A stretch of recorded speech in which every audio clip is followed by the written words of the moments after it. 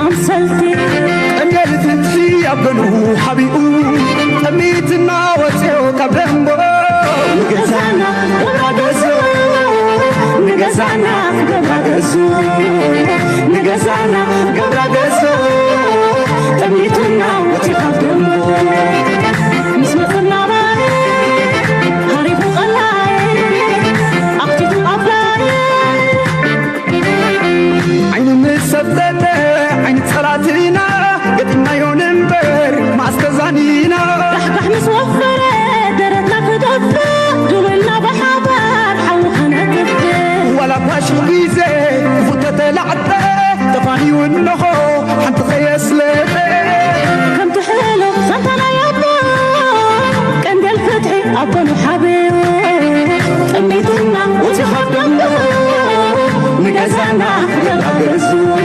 عيني حسان عيني تتابعي عيننا نقيرو كتلمت مزاي عيني تلمات كيرو قدما كنت مسمصانا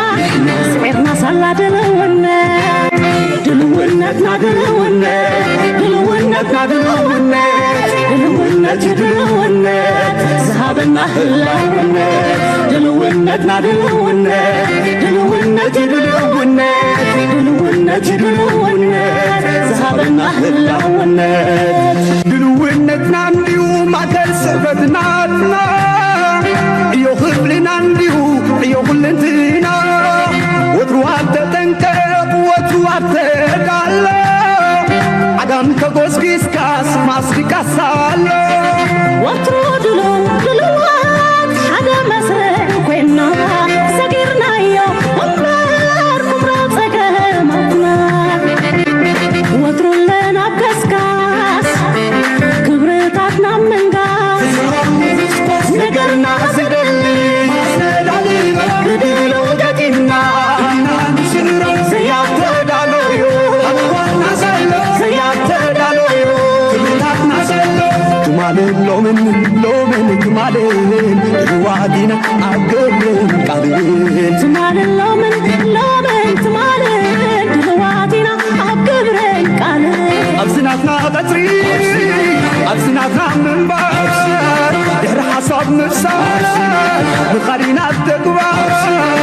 تمالين لومن تمالين الوادينا عقلين قادين سلام تخطاتلتنا إذا channel كما يتخونوا تبوك تكونوا ناي وتر تمنيتان بحقنانيو لمون كم وترو العلا قداس النتجلو ومتعستوتات حزنا لكم دبخيلنا لنا كسام بوداتنا إذا مدام سانا كتصنحوا بخبر نقدمكم كم وترو سلا تتقبر لنا دقف نزي channel تقبروا حق ازدماكي مسكنا كنحل فاين دلنينا نايلومي مساتن أقداسن تأفف فينا رسات كنتن كيف كنفتنينا لايك مقبار سبورت مقبار دما دقيمنا نزخاخر مجمريا أب كبابينا زقبر زولو بوخن جمرينا ريوتنا على ممكن كيف كنبرينا Africa. Let's head to the Horn of Africa now. Eritrean President Isaias Afwerki has warned neighbor Ethiopia against launching a new war between the bitter foes. The tensions high in the Horn of Africa region. Eritrea and Ethiopia have a complex and often tense relationship stemming from their shared history, border disputes and periods of conflict. መቸም ሚዲያ መስሩሑ ይገድፍኒ ነቲ ኩነታት ብወገን ኤርትራ ዝተዋሃበ ዓዲ ዋዕሉ ዓሪፍኩም ተቐመጡ ሕማቕ ውሳነ ይትወስኑ ንዝብል መጠንቀቕታ ናይ ኩናትን ጎስጓስ ናይ ኩናትን ገይሩ ንክሸጦ ነቲ ሚድያ ናይ ዓለም ፀገም የብሉን እዚ ኸ እንታይ እዩ ኤርትራ ክንዲ ዝበለት ትበል ክንዲ ዝገበረት ትግበር ናይ ኤርትራ ነገር ከም ሓውሲ ኩናት ጌርካ ንምቕራቡ ንነዊሕ ተሰሪሕሉ እዩ It doesn't matter እንታይ ክብላ ኣለዎ መራሕና ኤርትራ እንታይ ክትብል ኣለዋ ንዲፕሎማት ናይ ኤርትራ ኣኪባ ትዛረብ ንኻልእ እዚ ኣኪባ ንሕና ኩና ንደሊ የለና ንሕና ናይ ሰላም ሓይሊ ኢና ይብሉ ኣለዉ ኩሉ ግዜ ግን ነቲ ዘረባ ብወገን ኢትዮጵያ ዝድፍዓሉ ዘሎ ኣጀንዳ ንኣቶም ፌቨር ኮዝ እዮም ዝመርፅዎ ኢትስ ሲምፕል እቲ ዓለም ሎሚ ብፍላይ ሚድያ ዝበሃል من زيادة كسم أي خلك هبز بلي دبقة سلزي إثيوبيا بزحات يوم تتبايلهم نا إثيوبيا حيس كات تجبروا فيديوهات تقدر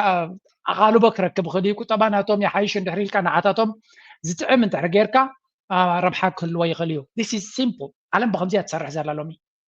imagine أمريكا زغول زرقرقنا قبرت إسرائيل زغول زرقرقنا قبرت ميديا أبغى نايز قبر ميديا نايز معربة وعلم ويكاز ميديا ناي علمنا أمونغو أبغون حيالن أبغون بزحتني يزغون وحدات نمساكين ندخاتات زوجد سيكونن and that's why this is why كمتن رعلي أقداسي ناتنا ميديا كلونا ناتنا ناراتيف ناتنا قداي بعلنا زيادة كندف علو أبزين تدي نفعنا تدي سرعنا أبزين تدي حيلنا أما وداتا تزرع على بده دقت منا قومي مهنياتو كم يرتران يشتي هجر forever تسقم كقات ما زغل نتلو أب كبابي أزولن في اللايك كم عندار سرعة بيجيبي أزولو نميديا نخالن دما جنزب زي بقى نعنا بقالو تاوس اللي نخن كلاس زيارة كسر غليو قال سبالو الزبالي يقولون إحنا كون إحنا هنا أنا بزعب أخاي قدسني سوري كم يلكات سباز لك أبقى أنا هجرنا على من كيدن يسو ثم زحية النازبي تزحية لسراوي تزحية لمنقسي هالونا it doesn't matter الميديا ممكن عوتها لنا الميديا جدا كن عوتها لنا نقط أبانا يسأليو نسأل ناتنا يسأليو نبراند ناتنا يسأليو everything about إيرترا everything كل نجار بزعب إيرترا يسأل وين ميديا إتما بريزنتي هاجر إيرترا ناس قد يسردي والله أبزح حلف انترفيو ناتو من تزاري بلو الميديا بزح كن سرع كم زلنا تزاري بلو برجين التغيير زلو بس إحنا زلنا درجة بزحات عبدن بهجراوي نت النويس أنا أكون كم تقولون أنا بزح جزء الميديا قدم تعبلي لزنا برا لومي إيرترا ونت وكنا إيرترا ميديا الناحية اللي متسو كم زلون تمكرتات ناتو الصغيرة كم زلون زقلتي هجي أبي أحمد ذهب برت عمل سينا بكم سينا نزي من البتسنة إلى خريجكم لسن أبي أحمد أبي كوين زوجة بري فيديو برت زخنا ملسان صار إيرترا سديد الله درو أنا بيرام أنا جيوم كذا أطول جميرة مالهم አይደለም ለግመል አይደለም ስለዚህ ኢትዮጵያ እንደዚህ አድርገ አይሰራም ፌር ስትሆን ብቻ ነው ለጎረቤት መቀጠለው ሸኔ ያግዛሉ ቲፒኤልኤፍ ያግዛሉ ፋኖ ያግዛሉ ተጋብተሃል ተዋልደሃል አብረ ኖረሃል ጊዜ አለይቷል ጊዜ ይመልሰሃል ኤርትራውያን ወደድክም ጠላህም ወንድሞቻችን ናቸው ኢትዮጵያ ናሽናል ኢንተረስት ላይ አንድ ኦኬ አብዚ ስምዑጂ ፍረስ አሁን የምንባላው መባላት ሁሉ ምክንያት የሆኑ መሪዎች ደግሞ አሏቸው የመዘንጋት ደግሞ የለብን ሸኔ ያግዛሉ ቲፒኤልኤፍ ያግዛሉ ፋኖ ያግዛሉ መሸወድ አያስፈልግም አሁን ኢትዮጵያ ካልተባላች በስተቀር አንድ ከሆነች ወደኛ ትዞራለች ብሎ የሚያስቡ ሰዎች አሉበት ግን ወንድሞቻችን ናቸው So تزربا كم تري ود لهم إذا فيديو زيا كلهم كادرات ناتو كلهم كبلا يكلنا بزحت كادرات ناتو كم زيا تري واز لهم كريتهم بعلم يوم زسرح واز له إذا فيديو زيا لارجا ميتي شمير ترايزيل علم بريال علي كمان زعبير ترايز زرب زلوا الزخا كم حير أنصر صورات استبقسي زربا مخانين عن رزلنا كم حير أنصر صورات تنصر صورات إيرترا فلوي نجار سلز بدلو تايكونن انتايدا أوشتو زلوا تسقم بحيلك قواص أرز خلز مسلو زنبري سلزي كعليو they call this frustration ناينس أرز ربايزي this there is no proof مسير تاركب كم زلو شنم مسير تاك سر يدلدو 100% يدلي سبق يدلي فانو مسير تاك سر يدلدو 200% هو يدلي هو حد مسير تاك سر يدلدو 1000% كلهم يدليهم this is clear مهنياتو كالز حقزهم حيلي يلن There's only one forest نعمك حقزهم زغلات زبا. There is only one forest. هذا حيلي زلو علامة بوليتيكا علاماتهم وتدرى علاماتهم نخسالتو حقزهم زغل هذا حيلي زلو بكرنا أفريقيا إير ترايب بهالشم. لذي كل جزء بلو زلو تخلو تاتي ناتو نايت مير كبدك أز بحرورة حسابي. شنة بينو ما يكالو من علو. فانو بينو ما يكالو من علو تراي كونس بلا جرم يلا هي ولا سنة لا غيركمه. هو حت أبوي هو حتى بصباك أو ما يزلو كنرينا بزعبو بزح سلازي everything نسوز جبرو بعلوز فترات أجمعي and there is no proof مسير تركب كم زلو زوج دايزي but he is crying cry baby خاطبله أصل بخاطر خاطبله بخياته نسب بعلوز فترات أجمبر مسير ترى زرّاخ قداي يبلون كانت شوالنيا እንዴት ነው በአንድ ጊዜ ሸኔን በአንድ ጊዜ ፋኖን በአንድ ጊዜ ቲፒኤልኤፍን ሁለት የማይፈላለጉ ኃይሎች የምታገዙ ለነሱ ዋና ግብ ኢትዮጵያ ሰላም የሚባል አግኝታ አለማረፏ ነው ለምን ካረፈች ያ ያልተቋጨ ጉዳይ ይነሳሉ ስለሚያስቡ አሁን ኮንሽስ መሆን አለ በግምት አለ ያዛ ዘረባዚያ ኢትዮጵያ ሰላም ከተከውን ዘይደሊ ሙሉ በሙሉ ሰላም ከተከውን ዘይደሊ አብይ አህመድ ዩ ዋይ ዛ ምክንያቱ ታዲያ ሙሉ በሙሉ ኢትዮጵያ በከመይ ሰላም ከገብራ because አብይ አህመድ legitimate ህዝብ ኢትዮጵያ ዝደል መራሒ ይኮነን ህዝብ ኢትዮጵያ አይደለም ነው ስለዚህ ኩይናትን ወረ ኩይናትን ተጣውን ተይሉ ታስልጣናቱ ክትሉ ይትኽልኛ በሰላማዊ መንገድ አብታ ኩርሱ ከጽላ ይክልኒ ሓንቲ መንገዲ ነቲ ዘሎ ቃልሲ ብሓይሊ ሓምሺሹ I am the boss ኣነ ዝበልኮ እዩ ዝኸውን ክብል እንድሕር ኮይኑ ያ ነዚኣ ክፅዕር ዝፍትን ዘሎሱ እምበር ኣብይ ኣሕመድ እዚ ካብ 130 ሚልዮን ዝብልዎ ዘሎ እዚ ሰብ እዚ ክመርሖም ይኽእል እዩ ካብዚ ዝበልፅ ሰብ የብለዎም ክበሃል ከሎ it's an embarrassment እዚ ውርደት እዩ ኢትዮጵያ ብዙሓት ኢሊት ናይ ኢትዮጵያ ዝብልዎ እዩ እዚ ክኸውን መራሒ ናይ ኢትዮጵያ ተኣክል ሃገርሲ 7 ዓመት ገይሩሎ ሓንቲ መዓልቲ ብቋንቋ እንግሊዝ ፕሬስ ኮንፈረንስ ገይሩ የለን ስለምንታይ ኮንፊደንስ የብሉ PhD ዘለዎ እዩ ደገ ከይዱ ዝተማሃረ እዩ ሰብ እዚ ኣብ ሳውት ኣፍሪካ ከይደ ኣሜሪካ ከይደ ገለገለ እዩ ዝብል ክዛረብ ከሎ እንግሊዝ ድርቢ እናበለ የብል እዩ ሰሓው ከም PhD ዘለዎ ኣብ ደገ ዝቕመጥ ዝነበር ናይ ደገ ኤክስፖዠር ዘሎ ብእንግሊሽ ፕሬስ ኮንፈረንስ ገብራ ይክእል 7 ዓመት ገይሩ ዘሎ 8 ዓመት so in a sense incompetent መራሒ ምዃኑ ይፈልጥዎ ኣለዉ ስለዚ ኢትዮጵያውያን ነዚ ሰብ እዚ ሰሚዖም እዮም ብኩሉ ገምፂሎም ሪኦም እዮም እቲ ዝበለፀ ክብሪ ሂቦም እዮም ኣብ 2018-19 ዝነበረ ክብሪ ክሳብ 20 ዝነበረ ክብሪ forever ክምለሶ ኣይኮነን ሕጂ እንታይ ደል ዘሎ ብሓይሊ ጠማዚዙ ንዑ ክመልስ ናብቲ ነጥብና ንመለስ ሸነ ይኹን ፋኖ ሓደ ሰብሲ ሓደ ሓይሊ እስከመይ ገይሩ ንሸነ ንፋኖ ንህወሓት ክሕግዝ ዝኽእል ይብል ኣሎ ask yourself ሰለስቲኦም ዞም ሓይልታት ናብ ሓደ ሓይሊ ከመይ ገይሮም ክኸዱ ክእሉ because you are an evil ንስኻ ሓደ ሰይጣን ስለ ዝኾንካ ንዓኻ ንምውዳቕ ምስ ሰይጣን ዋላ ክንሰርሕ ኣለና ዝብል መደምደምታ ስለ ዝበፅሑ ክኸውን ዝኽእል it's a very simple question ንዓኻ ይተቐንዲ ሕቶ ከመይ ገይሮም እዚኦም ብዓልየትን ብገለን ዘይረዳዱ ህዝቢ ናብ ሓደ ሰብ ክሓትዩ ይኽእሉ እንድሕር ኢልካ because they hate you ብሓደ እኮ ክሰርሑ ጀሚሮም ኣለዉ ስለምንታይ ንስኻ ዝያዳ ሓደጋ ነቲ ሃገር ምዃንካ ኤርትራ ሓደጋ ስለ ዘይኮነት ኤርትራ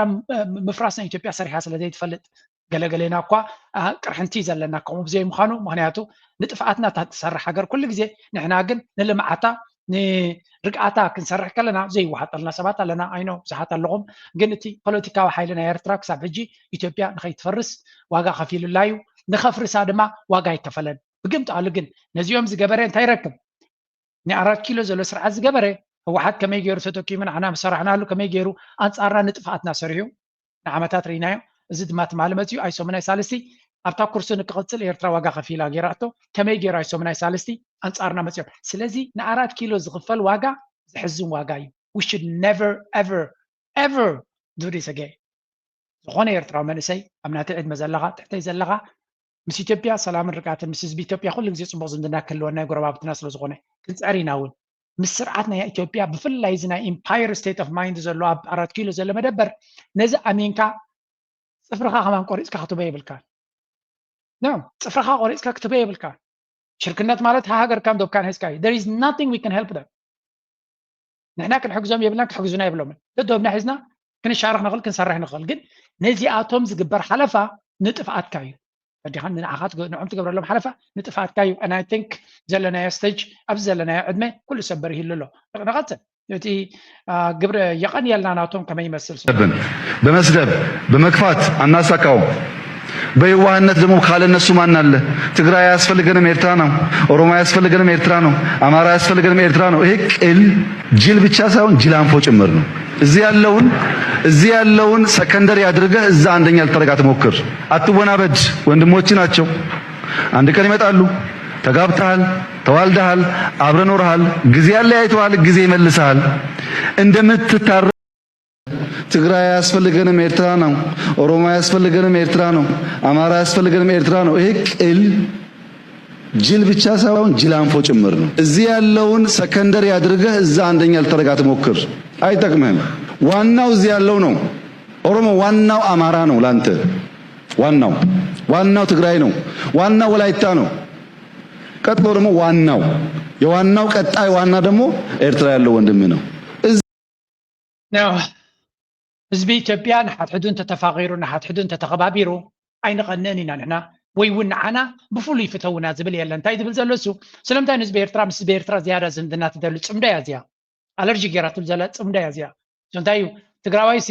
ኣብ ትግራይ ዘሎ ህዝቢ ስለምንታይ ዝያዳ ቀዳማይ ካብ ኢትዮጵያ ዘሎ ኤርትራዊ ብፃሕኒ ዝብል ምስ ኤርትራ ዝያዳ ዝምድና የዋፅኣና ስትራቴጂክሊ ንነዊሕ ኣርሒቕና ክንጥምጥ ኮይና ሃገር ዲና ክንከውን ክልል ዲና ክንከውን ምስ ኤርትራ ዘለና ዝምድና እንተሓይሉ ጥራዩ ኢንኮላይ ኣብ ፖለቲካ ናይ ኢትዮጵያ ተሰማዓነትን ክብርን ክህልወና ዝኽእል ዝብል ኣብቶም ቁሩብ እየ ዝብለኩም ብስል ዝበሉ ፖለቲካል ኤሊት ናይ ትግራይ ዝስማዕ ዘረባ እዚ and this is not rocket science common sense ብልዎ እዚ justice نأمره زلوا سب كبصح زغلي تجراي نشتى عدي أبحد شافنا إثيوبيا تقميت زلوا دونكو leverage ويك تسمع عندنا ناتو مسجور بابتو زلوا شركنا تنبر كاب شاف متيخا أبارات كيلو أبعد محران أب بورومان محران استعمل البوليتيكا متيخا قطعت اللي تغل بوتاي بالكا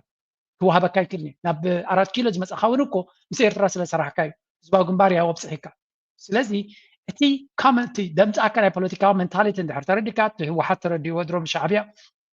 زي قد ستايلهم يتصرفوا له شعبية رايكا واسعان زغل وديلس and they know their calculations قالوا كله فتينا ميم nothing worked ولا حنت سلدي سرح من بيت رامت يمزلوا سو إذا ما حرادة ما حد جنتاي بلالو مسير تراينا هنص أمد بلالو فانو بو أتنيس مسير ترامس ما دي زواج أنا بلالو واي إيرترا principled هجريا متكلاويت هجريا أب كل العام حرام يا مريت كتورد نكل العام حرام مريتهم من حزبهم كتورد ليه زلوا هجريا يكونن مانم حزبي أبي إثيوبيا زلوا عربك على سليلي إيرترا حق زني قبل زغل سلامتاي إيرترا فلو يحبوا أجندة أبو سلا زي بالله إيرترا خوينا ترى ياخذنا برتل مالون بريزنسيا دقاقي ممكن نجرو إحنا حلمية بالله نعم في حلمية بالله عندنا كمان عبينا عنا إيرترا عباية أنا كينو أنا تمتي بالله ولا حنت ميترو وسيقكم الله زوج سخلنا نجريل الرأس مرة لنا بحر لنا زلنا سقطات كنت كم سلام رجعتنا عند اللمبر we have no ambitions كم زناتكم حلمي عقور زستشفنا تنقلن ودختنقلن أيا كمنا لنا بريدنت سياس أبزار حجنا انترفيو اللي هو من يرسمون بتزسكف دبحال كي يمر من انتي نزنا إثيوبيا دلو خناتات تتقيسين يرب تزحلفه أبزي من الباش تدقم لقالها عدو عالو احنا خوينا تاين دلي خوينا دلينا نفلت خوينا دلي مغنيات يبلنا ناتكم قدايونا يكون نابدي قدايكم آتيكم كمزا مسألة هو كد فتر دناوس نقر دوابلوه زي دبلوماسي ساعات كي أخلو خلو كي تبالاشو خلو نقر فالكانا كونين يغتبل قبوي إذا حدا دبلوماسي نتي دي دلي نقر قدمو انت غيسين يرم سنا إمارات تاسا شرم سين يرم አዲስ አበባ ደሎ ስርዓት ካለ ቀዳምነታት አለው እንደ ሕርክ ሰረሕ ደልዩ ቀዳምነታቱ ገዲፉ አብዚ የድልዮ ጉዳይ አትዩ ሁከት ፈጥሮሉ ምክንያት እንታይ ነው የድሊ ካለ ከምዛ መሰለ ነገር አይደል ጣቋና ይዘረባና አምሳኻና ተዋወኻ ዘኸባቢና ሕልኽላኽዩ ወገዳስነት ለሁሉ ተዳሊና ክንጸናሐለና ትብል ሓንሳብ ወደብ ክንሕዝና ሓንሳብ ተነብሪና ከለ ከምዚልና ነታንያሁ ከምዚልና ሓደ ከምዚልና أيدلكم ذات ملغت مالتي anyway ذا መንቃት አለብን أي بحر يتسرعو لجمل አይደለም መዋጋት መደባደብ መሰዳደብ አያስፈልገን ብዙ መንገድ አለው በረጋና በሰከነ መንገድ ማየት ያስፈልጋል ኢትዮጵያ ቀይ ባህር ማጣቷ ስህተት ነው ተሳስተናል ለኢትዮጵያ መፍረስ አሁን ለምንባላው መባላት ሁሉ ምክንያት የሆኑ መሪዎች ደግሞ አሏቸው የመዘንጋት ደግሞ የለብን ريود اللهم إذا سبزي precisely نير تراز ملكات بزوج زي تزاري بنيرو كي بحرين نجمل يكونن نجمل ديو نكبت ديو نعد ديو this is none of your business إيرترالو لاوي تهجريا whether you believe it or not whether you take it or not فتوه سلايو تقبله أي تقبله إيرترالو لاوي تهجريا تي نزار بازيك زارب خلو حنت ندبع برسهم كتمل على سيدلي كم زيلنا خنزارب كلنا جبتو خينا يكوننا نزارب زلنا ترجعون لهم إيرترا لولاوي تحجر يا خنبل كلنا دنجاز أدلنا يكونن حدا كابتي كتكور على زجباكا كم إيرتراوي عن ترزقونه سراوي سلزلكاي يسي كندز ويز بلو زلو 230 مليون على النابلة ويز بلو زلو انتاي مسيلكم نسبة قنبار نتي نا إيرترا وتحضروا عقمي سراويتنا إيرترا كوغوتمو عقمي سلزي بليو let me say this again and again لومي إزيوم سبعة زياتهم إيرترا كم زنا يشوا سراويت كم زي استململ استدعلوه وتحضروا عقمي تمكرون تديه اللوانيرو إزيوم سبعة زياتهم تمالك تمالي وريروم عطشيهم نام هلو ስለዚህ ሓደ ግዜ በትዘለና ኮንኮራ አለና ዝጎድ ለና ክመጻና ዝጎድ ለና ክውሰኸልና ንደሊና ከም ደቂ ሰባት ባህርና ደቂ ሰባት ይሱ ጽቡቅ ወንዩ ሕማቅ አይኮነን ዘለካ ነገር ግን ከተኸብር ክትከላለካ እቲ ሚሊታሪ ማይት ወታደራዊ አንተር ዝኾነ ሰራዊት ናትና ንሱ ስለዘሎ ኡይ ዘብለ ዘሎ ንሱ ዘሎ ወኻብ ኤርትራ ዘሎ መንግስት ይብላሉ ሰላም ደለና ሓያል ሰላም ይዘሊ ሓያል ውጋ አይደለኒ ውግ ስለዝፈልጦ ከምዚ ዕሸል ግን رير يحلو حيزو بيناي من قد كونريل بس عز غير وانو حنساب سليه زبل حنساب انا ايت اكسبرت يزبل جن good for nothing زغونه مراحي الجدما قدفت تبعله رشين مليسو قال تبل دليل قال زبلو زلو دما ناي بريزنت سيا زربا يكون هذا ابروسو سرحو زلو ايغو يكمز قبر زلو ابروسو زلو نحنا عبينا نحنا بزح زبينا نحنا خمزينا يلو سخيرو سلا زلو بو ابيتناتكا سراويتناتكا تسرح نير تزغونكو اباي تامرا خايا نيركا but it is not showing you anything ولا حنتي ريكا يلن I think menu كنغرو menu كبرهالو menu خغلصلو I don't know and there are things نزي سبزي خغلصلو زخل حيل እንደዘሉ ዝብለሉ ግዜ ኣለኒ I mean ሰራዊት ናተይሲ እንታይ ዝብል ሓንቲ ናይ ብርሃን ጁላ ጆክ አላ ብዚያ ስምዑ ዋስከ እንደ ኢትዮጵያ አይነት ሰራዊት አሁን ዓለም ላይ አለ ብዬ አላምንም። ኢትዮጵያ መከላከያ ሰራዊት በዓለም ላይ በጣም ተፈላጊ ሆኖ ሰው እኛ ጋር ወታደር ማሰልጠን ይፈልጋል፣ ኦፊሰር ማሰልጠን ይፈልጋል። እንደ ኢትዮጵያ አይነት እዚያ ቪዲዮ እዚያ ኢትዮጵያን በብዙሕም ሸርት ገብርዋ ዘለው እዚኦም ሰባት እዚኣቶም ማኣስ ሽፍርዶም ማኣስ እዮም ካብ ድቃሶም ክበራበሩ ብዝብል ኣርእስዮም ኣምፅዮማ whatever they say whatever they do እቲ ኩነታት ናቶም ሰራዊት ናቶም ንፋኖ ክስዕር ኣይከኣለን ኣሚን ፋኖ ዝነዓቕ ሓይሊ ማለት ኣይኮንኩም ፋኖ ግን ካብ ምልሻ 30 ጥይት ዘይብሉ ካዝና ሒዙ ዝኸይድ ዝነበረ ናብ ከመይ ዝበለ ወታደራዊ ኣንተር ሓይሊ መፅኡ ከም ዘሎ ምግንዛብ የድሊ and this is making them really crazy እቲ ሳቶም ዝወሰድዎ ምርጫታት እዩ ተቐንዲ ነዚ ፀገም ፈጢሩሎም ዘሎ nothing else ولا حدا ካልእ ዝገበረካ ሓይሊ የለን ባዕልካ ዝፈጠርካዮ ፀገም እዩ ኣብዚ እቲካ ዘሎ እኔ ያግዛሉ ቲፒኤልኤፍ ያግዛሉ ፋኖ ያግዛሉ መሸወድ አያስፈልግም አሁን ኢትዮጵያ ካልተባላች በስተቀር አንድ ከሆነች ወደኛ ትዞራለች ብሎ የሚያስቡ ሰዎች አሉበት ግን ወንድሞቻችን ናቸው ጠይቀናቸዋል እኛ እንዴት ነው በአንድ ጊዜ ሸኔን በአንድ ጊዜ ፋኖን በአንድ ጊዜ ቲፒኤልኤፍን ሁለት የማይፈላለጉ ኃይሎች የምታግዙ ለነሱ ዋና ግብ ኢትዮጵያ ሰላም የሚባል አግኝታ አለማረፏ ነው ለምን ካረፈች ያ ያልተቋጨ ማንነታችን ነው ቀይ ባህር ግድ ነው አብዛኞቹ የእድገት ማማ ላይ የወጡት የባህር በር አላቸው ፖርት አላቸው ቀይ ባህር ማለት ለኛ ትንፋሳችን ነው ማለት ነው so እዚ ናይ ቀይ ባህሪ ኢሎም ኣመና ስለዚ ተማህለሉ ኣምላኽካ ናይ ልብኻ ስለዝርያል ነልኩም በሉ ቀይ ባህሪ በዓልኩም ደሊኹም ባዕሉ መፅኡኩም ኣሎ ኢሎም ኢትዮጵያውያን ፖስት ዝገበርዋ ነይራ እዚያ ከተማ አዲስ አበባ ዘጋጠመ እዩ ሓደ ግዜ ትምኒትካ እውን ይኾነልካዩ ማይ ብጣዕሚ ባሕሪ ትደልዩ ነርኩም ናብ ቀይ ባህሪ ከይከትኩም ቀይ ባህሪ ኣባጅ ጎና ባኹም ሰዲድልኩም ኣሎ ኢሎም ነዛ ቪድዮ እዚያ ብብዝሒ ሼር ኮይና ኣላ ብዙሕ ቦታታት ትሪኢኹማ ትኾኑ ኢኹም ኣየመካሕናን ፅቡቕ ኣይኮነን ዝስሕቕ ኣይኮነን ግን sometimes ትምኒት ናትካ ባህጊ ናትካ እውን ደረድ ዘይብሉ እንተኮይኑ ናበይ ከም ዝወስደካ እውን ምግንዛብ የድሊ so generally እዞም ሰባት እዚኣቶም ኣብ ሓደ ኣሸጋሪ ዝኾነ ስነ ኩነት ኣለው state of mind እዮም ዘለው ኣካብ ከምዚ ከይከዱ ከይወፁ ከለው ኣብዚ ድብልዎ ዘለው ንእሽተይ ሰሚዕና ካልኣርስ ክንቅይር ኢና ባለቤትነት ጥያቄ ሲነሳ ኤርትራ በዚህ ልክ የምትደነግጠውና የምትረበሸው ለምንድን ነው የሚል ነገር በደንብ ማሰብ የሚያስፈልግ ይመስለኛል ምናልባትም ለጠጥ አድርጎ ከታየ ኢትዮጵያ የፍትሃዊ ባልሆነ መልኩና በሴራ የባህር በሯ እንድታጣ ካደረጉ እንቅስቃሴዎች ጀርባ የኤርትራው መሪ ስላሉ ነው ወይም ደግሞ በግልጽ ኖሮ ከተባለ አሰብ ለኢትዮጵያ ይገባታል ብሎ ያምናሉ ማለት ነው ስለዚህ እንደዚህ አይነት ኢትዮጵያ ስለ አሰብ አላወራችም ስለ ምጽዋ አላወራችም 6 ጎረቤት ሀገር አሏት 6 ጎረቤት ሀገር ያላት ነች ኢትዮጵያ ከ6 ውስጥ ከደቡብ ሱዳን ውጪ 5ቱ የባህር ጠረፍ ይጋራሉ ለ5ቱም የቀረበ ጥያቄ ነው ስለዚህ ለኤርትራ በተለየ መልኩ የወረራም የድርድርም ጥያቄ አልቀረበም ሾርት ሜሞሪ ርዕሶም ትክክል አይሰራህኒ መጀመሪያ ኤርትራ ማስመሊሳትልኩም ኤርትራ was the last country ብዛዕባ እዚ ጉዳይ ዝተዛረበ ንሕና በእቶም ኣክቲቪስትስ ኣብ ሚድያ ዘለና ሓሳብኩም ከይከፈትኩም ኣፍኩም ስለንፈልጦ ይርዳእና እዩ ብዛዕባ ምንታይ ካልኣይ ድማ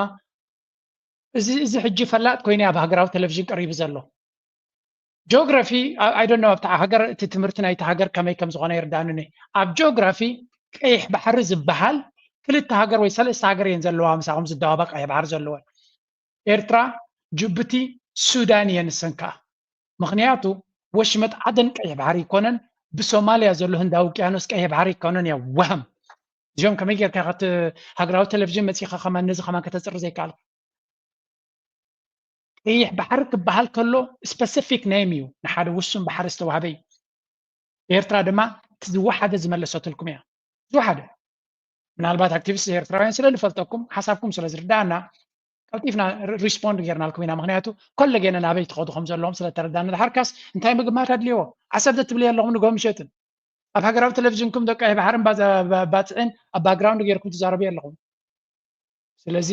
እዚኣቶም ተገምጢሎም ንመን እዮም ክዛረብዎ ንጉሆም ምሸጥን ሰብ ኣፅሚምኩም ዘለኹም ድሕሪ ክንደይ ኮዩ እዚ ፕሬዚደንት ናይ ኤርትራ መሊሱ ዘሎ ንሕና ኣማን ቆለጭ ኢልና ነይሩ ዘይተመለሰልኩም ሓንሳብ ወደብ ዓሰብ ባንዴራ ጌርኩም ሚኒስትር ሕርሻ ናትኩም ዘይኮነ ንጎም ምሸጥን ኣብ ዓሰብ መርከብ ዘሎ ገይሩ ዘውፅእ ዘሎ anyway ናይዚኣቶም ህውተታ ከምኡ ድማ ጋዝላይት ክገብሩ ከይፍትኑ ዝገበሩ ገይሮም ተገምጢሎም ሲ ኣዝፍ ሓንቲ ከምዘየጋጠመ ተገማጢሎም ክመፁ ካዮም ዝፍትኑ እዚ ድሓን ደለ መኾነ ካልእ ፀገም ኣለዎም እሶም ኣብዚ ኻ ንስማዕ ንዓና ጥራይ ኮኑ ከሸግሩ ዝፍትኑ ዘለዉ Hello and welcome. Let's begin with the tensions brewing in the Horn of Africa, at the center of which is Africa's largest dam, the Grand Ethiopian Renaissance Dam, or the GERD. Now here are the parties in the conflict. On one hand, it's Ethiopia, the upstream country who built the dam to boost its electricity output and regional influence. And the opposing party is Egypt, the downstream country which sees the dam as an existential threat. Lying, confused, or exposing a secret global deal? I think the United States funded the dam. I don't know why they didn't solve the problem before they built the dam. Way good, fan. Donald Trump just dropped a wild claim that America paid for Ethiopia's $5 billion Grand Renaissance Dam. But Ethiopia fires back. Not a single cent. This dam was built by the people, for the people. So what's the real story? Is Trump spinning propaganda? Or leaking a covert US-Egypt-Israel plot that could shake Africa and the Middle East? State. ብሓፈሻ እንታይ እዮም ዝብሉ ዘለዉ እዚ ጉዳይ ናይ ዶናልድ ትራምፕ ብጉዳይ ኢትዮጵያ ዝዛረበ ዘሎ ካብ ምንታይ ዝብገስ እንታይ እቲ ዕላማ ሓደ ዓብዪ ድራማ ወይ እውን ሓደ ዓብ ነገር ኣብ ድሕሪ መጋረጃ ይእለም ከም ዘሎ ኢትዮጵያውያን ነብሶም ነጊርዎም ኣሎ መስለኒ they're starting to really nervous ገይርዎም ዘሎ ኩነታት ኢና ንርኢ ዘለና ነዊሕ እዋን ትም ኢሎም ድሕሪ ምፅናሕ እዚ ጌርድ ዝበሃል ኣሜሪካ እንታይ ያበርክቶ ነይርዋ ከምቲ ዶናልድ ትራምፕ ዝብሎ ዘሎ ንሱ ኣሜሪካ ድያ ከፊላ ስሪሓቶ ወይስ ካልእ ኣገባቢ ነይርዎ ዘይተመለሰ ነይሩ ድሕሪ ክንደይ ግን ሓደ I don't know ካብቲ ናይ ቢጋ ኤክስፐርት ይመስለኒ መፅያ ዝሃበቶ መልሲ ስምዑ ህዳሴ ግድብ ግንባታ በመንግስትና በዚህ ድጋፍ የተሰራ ገንዘብ የተሰራ እንግዲህ ማንም አካል ተነስቶ እኔ ነኝ የሰራሁት ቢል ያለ ምንም ማስረጃ ምንም ማድረግ አይችልም። ምክንያቱም ምንም አይነት ቅንጣት ያክል ገንዘብ ከውጭ ብድርና እርዳታ እንደሌለ ለ14 ዓመታት መንግስትም ይፋ ሲያደርግ ቆይቷል። ዶናልድ ትራምፕ ተናገሩት የተባለው ነገር ያው መንግስት በአርቆ ሀሳቢነት በጥል ብሓፈሻ እንታይ ትብል ዘላ እዚኣ መንግስቲ ኢትዮጵያ ካብ ዝኾነ ይኹን ረድኤት ወይ እውን ሓገዝ ከይወሰደ ብናቱ ዓቕሚ ከም ዝሰርሖ ነቲ ሊጋ ትዛረብ ዘላ ዶናልድ ትራምፕ ዝበሎ ሓሶት እዩ ንኽብሉ ድማ ከቢድዎም ኣሎ ሓሶት ተኮይኑ ማለት እዩ if not they are playing with fire ድሕሪ ኣሜሪካ ኮንትሪቢዩት ገይራ ነይራ ንፖለቲካዊ ውስልትና ወይ እውን ሸፈጥ ተጠቂሞም ወሲዶም ከለዉ ኩሉ ግዜ ዝገብርዎ ማለት እዩ አሚን አብይ አሕመድ USAID ዝሃቦ ረድኤት መሸማቅ ቀይሩ ክሸይጥ ተታሒዙ ዝብል ናይ ወፅኢት ቪድዮ ሪአ ነይረ ሓደ ግዜ ስለዚ ተዋሂቦም ከለዉ ንዑ ፓኬጅ ገይሮም ንዑ ኣልዮም ኣዚፍ ባዕሎም ከም ዝገብርዎ ይገብሩ ባዕሎም ከም ዝፈጠርዎ ኮይኖም ዝገብሩ እንተለዉ ዶናልድ ትራምፕ ቀባእ ሰብኣዩ ክገጥፎም ኣይኮነን ስለዚ ኣይና እዩ ተሓቂ ተዋሂብኩም ዲኹም ኣይተዋሃብኩምን ኩሉ ነገር ባዕልኩም ዲኹም ሰሪሕኩሞ ወይስ ኣሜሪካ ብርኪታትልኩም እያ እዚኣ እውን ንፁር ዝኾነ መልሲ ዘድልያ ዲፕሎማሲያዊ ስራ ነው መልስ መስጠት ያለበት። ምክንያቱም ማንም ሰው እየተነሳ ስለ ሀገር ጉዳይ የራሱ ምናይግም ማስተያየት መስጠት አይችልም። ዲፕሎማሲ የመንግስት አሰራር አለው። መንግስት በራሱ ጊዜና በሚፈልገው አይነት መልስ ይሰጣል። የህዝባችንን አዳብና ወን ፈሶበት ጀሙን ፈሶበት የተሰራ ፖለቲካ ሁላችንም ተመሳሳይ አንድ አገራዊ እይታና አገራዊ ሳቤን ያለው በህዝብና በመንግስት ያለ ምንም ውጭ ብድርና እርዳታ እንደተሰራ ማስረዳት ቻለው ለህዝብና ይህን ለሚያነሱ አካላት ማስረጃ ስለዚህ ኩሉ ነገር በዓልና ኢና ጌርናዮ ዶናልድ ትራምፕ ሓሲዩ ዘይከውን ነገር እዩ ዝገብር ዘሎ ዘይከውን ነገር እዩ ዝዛረብ ዘሎ በቲ ዝርዶ ዲፕሎማስያዊ ቋንቋ ከተረድእዎ ኣለኩም እዚ ብገንዘብን ረሃፅን ኢትዮጵያውያን ተሰርሐ እዩ ዝብል ዘሎ but we will see if this is true if this is going to stick ከምዚ ኢሎም ክቕፅሉ ድዮም ከናኽስዋ ድዮም ክወፅዋ ድዮም ክንርኢና ትፅቡቕ ነገር ግን ኣንጻር ዶናልድ ትራምፕ ጠጠው ኢሎም ምህላዎም ንዓና ፅቡቅ እዩ ከመይ ኤርትራውያን ሕማቕናቶም ስለንምነ ይኮናን ግን ብሓፈሻ እዞም ሰባት እዚኣቶም ኣብ መንጎም ዘለዎም ህልኽ ምስ ኣሜሪካ ብፍላይ ምስ ዶናልድ ትራምፕ ምትህልላኽ ማለት ምስ ኣሜሪካ ምትህልላኽ እዩ ኣብ ካልእ ዓለም እቲ መራሒ ገለ እቲ ኢንስቲትዩሽንስ ገለ ከሽክዕዎ ይኽእሉ እዮም ገለ ክትብል ትኽእል ዶናልድ ትራምፕ ዲክቴተር ይበልዎ ዝደለዮ ዝገብር እዩ ኣንጻሩ ደው ዝብል መንግስቲ የለን ኣብ ኢትዮጵያ ኣብ ኣሜሪካ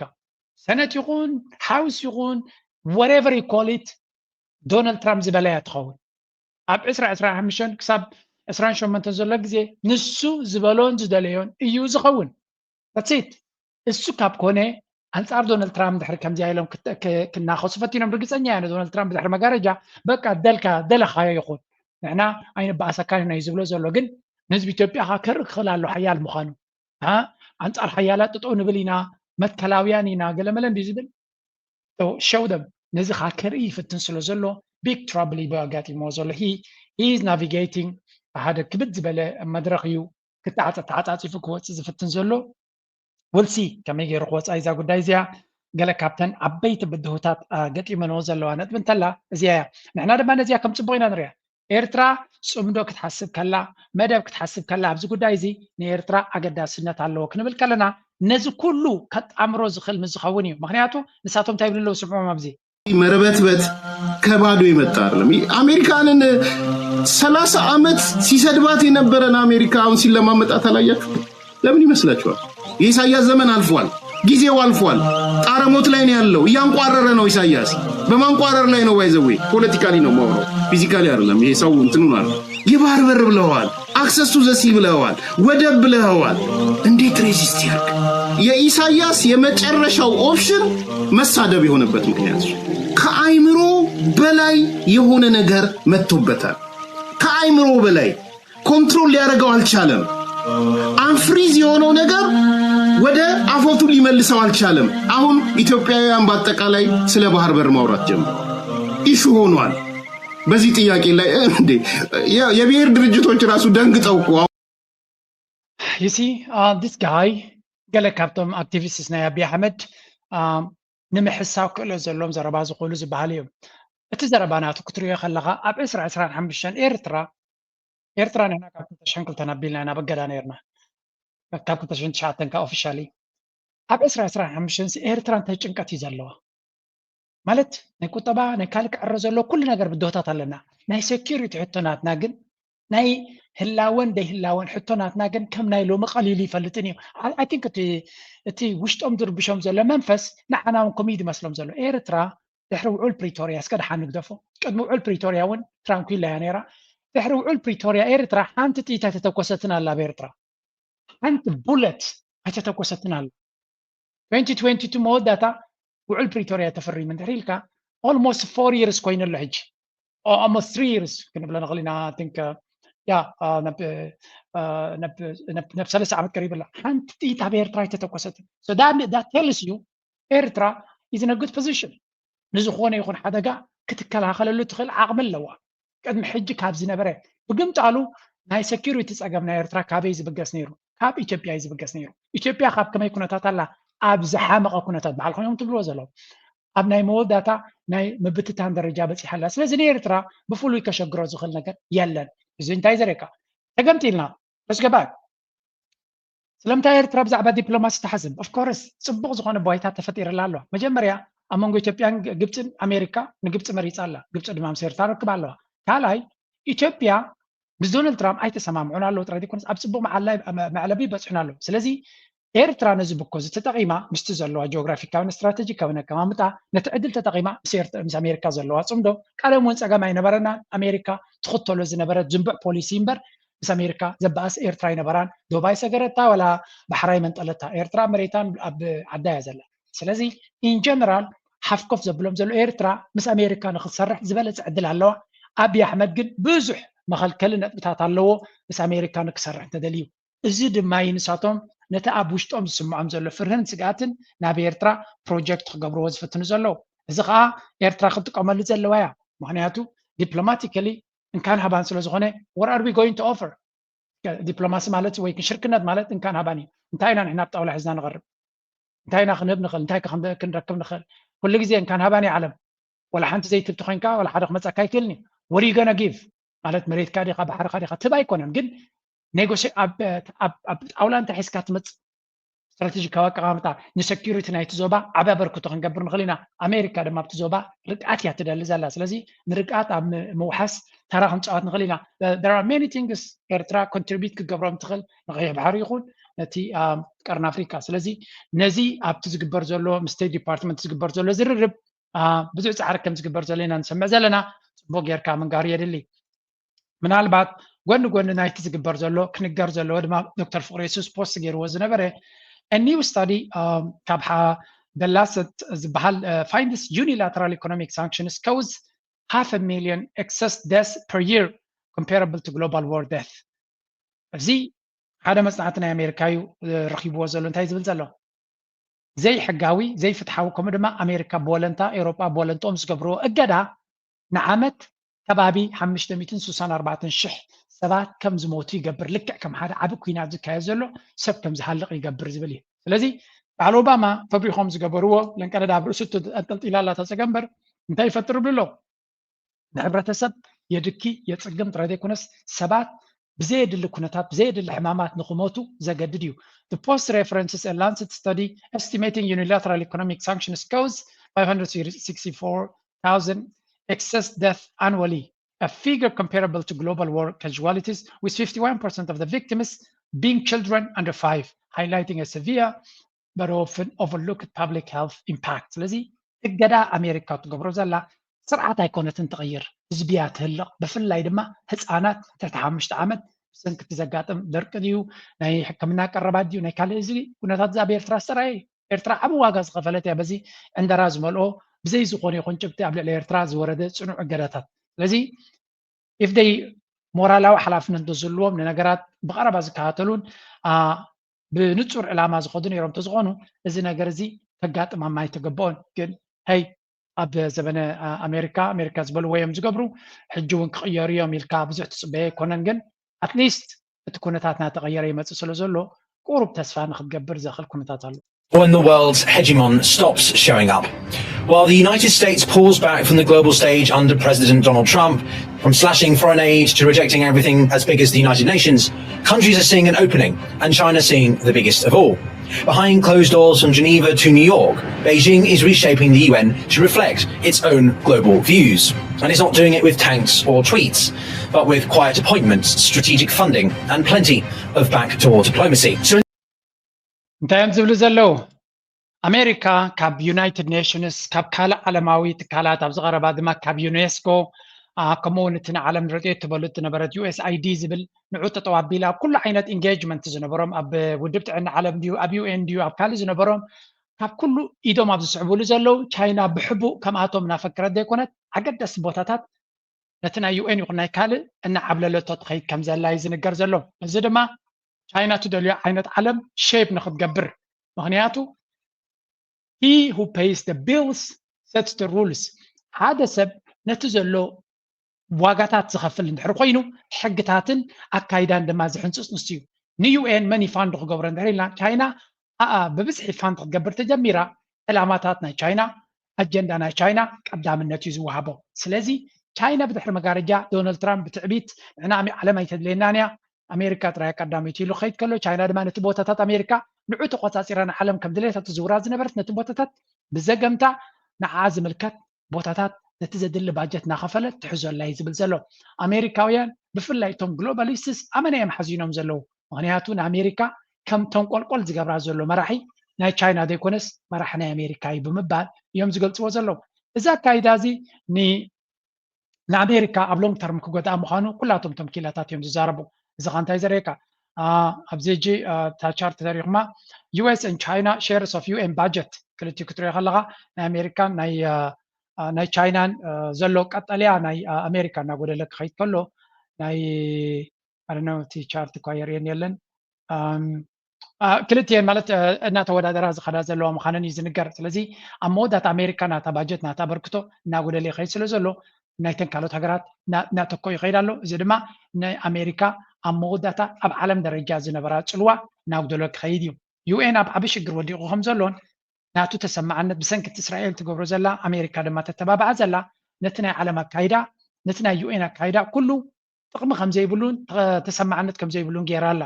ኣብ መወዳታ ግን أمريكا توزو زلا برجعات العالم يحصلوا ترى يكونس أمريكا زنبرة قبل لا زرقاقس من قدتها تقول فاصل زلا أب لونج ترم نساتهم يوم زيادة واقع كفلوا لزخلوا زبلوا كيلاتات يوم زلوا سلزي بتقين بتي أتي نعلمنا مكيار transitions of unipolar كابتي unipolar world إلا لنا زبل زربا وكل من قدينا نريو زلنا إزي بمن قد UN كالن كوينو خنريو خلنا تراينا نزارب زلنا نمبر ولاتي ناي نقدي بوليسيتات ناي دونالد ترامب نتوم قربا مشاركتنا أمريكا زنبرون كال أمارات إتات كم زدليز قبرهم زلو أبزي أسمعج. Well, trade really is the main sticking point, Stuart. On the EU side, they really want to reduce a persistently high trade deficit. By the last count last year, we're talking about 304 billion euros. Brussels blames structural issues with China's industrial model, namely huge subsidies in certain sectors. For example, the electric vehicle market. Accusations Beijing denies. On the Chinese side, they want easy access to all of the EU market, no tariffs, no barriers. The war in Ukraine, of course, is also casting a long shadow too. According to China, the EU is simply over-politicizing the issue whilst... እንታይና ንርኢ ዘለና ኤሮፓ ካብ ዶናልድ ትራምፕ ተስፋ ስለ ዝቆረፁ ቀደም ምስ ጆ ባይደን ከይዶም ኣንጻር ቻይና ዝዛረቡ ዝነበሩ ዶናልድ ትራምፕ ተስፋ ከም ዘሂቦም ፈሊጦም ናብ ቻይና ከይዶም ምስ ቤጂንግ ሽግራቶም ፈቲሖም ኣብ ጣውላ ዲስከስ ክገብሩ ጀሚሮም ኣለው እዚ ዓበይ ሽግራት ዓበይቲ ሽግራት ኣይነበሮምን ግን ብሰንኪ ጆ ባይደን ዝኽተሎ ዝነበረ ፖሊሲ ኣብ መንጎ ኤሮፓን ቻይናን ዝነበረ ብርቱዕ ዝኾነ ናይ ንግዲ ሽርክነት ከም ዝወድቕን ከም ዝፈርስን ገይሮም እዮም እዚ እንታይ ዘርእየካ ሓደ ካብቲ ኤሮፓ ዝተኸተልዎ ሕማቕ ጌጋ ናይ ቅድሚ ሓደ ዓመት ኣቢሉ ዝነበረ ሚኒስትሪ ጉዳያት ወፃኢ ናይ ኤሮፓዊ ሕብረት ጆሴፍ ቦሬል ዝበሃል እንታይ ኢሉ ነይሩ ቁጠባ ናይ ኤሮፓ ምቾት ናይ ኤሮፓ ዝኩሉ ዝሓለፈ 20 ዓመት ዝረኣናዮ ቁጠባዊ ምቾት ኣብ 3 ነጥብታት እዮም ዝምርኮሱ ኢሉ حصور ندادي كابراشا ساعات كابراشا بحصور نوصل نيرنا يلو بحصور دم في تشاينا نكنافر نخل نيرنا سعود ما اداغا دم تشاينا تتكيمنا اداغا نا تشاينا بحصور افرينا هم دم نبرتنا بخبرك نشطول نخل اداغا نتقام نيرنا امريكا دم سكيورتي ناتنا بمنقدنيه تحل ولا نيرنا سلستي تازي سلت عليه حدش علم نمهناسينا نغوي زلنا يلو ስለዚህ حدش علم دم دونالد ترامب نتا ቻይና ገዲፎምና ኣሜሪካ ክኸዱ ዝሓሰቡ ጆ ባይደን እሚድዎም ኣርጊፅዎም ምስ ቻይና በረቕሮቕ እናበሉ ሶሪ እታ በረቕሮቕ ዘይትፈትዋ ሰባት ፅሕፍኩም ላይ ነርኩም ምስ ቻይና ሓፍኮፍ ክብሉ ስለ ዝጀመሩ ናብ ኣሜሪካ ክኸዱ ኩሉ ዓይነት ዲልስ ዲካፕል ገይሮም ካብ ዲሪስክ ዲካፕል ገይርና ካብ ቻይና ምስ ኣሜሪካ ክንገብር ኢና እናበሉ ዶናልድ ትራምፕ ካብ መፅኡ 30% ታሪፍ ናይዚ ታሪፍ ናበለ ልቦም ኣጥፊሎም ኦኬ እዚኦም እዚ ትርጉም ዘለዎ ኣይኮነ ምስ ኣሜሪካ بنيت وزفرارهنا بنقد زفرارهنا كوني كلني بمبال نشاينا حوسي يقربلونا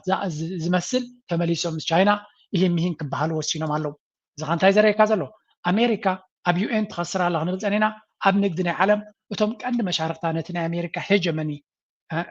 قبل الجبد زبلو نعوز الرقاقز زنبر اوروبايان وطبعا اوروبان حزب اوروبان مسوم سلا زنبري اوروبا ما بعلي يغوانيوم سلا زلو قال alternative قال اماراتي كدليو يقدروا خمسة لو إذا نقرزلو. So this is the reality on the ground. نريو زلنا مالتي. Now هذا أمريكا وزعب أمريكا كزارب كلوس كسمعوا قلنا نقر كلام هارنا خلينا خبزي. Is mocking.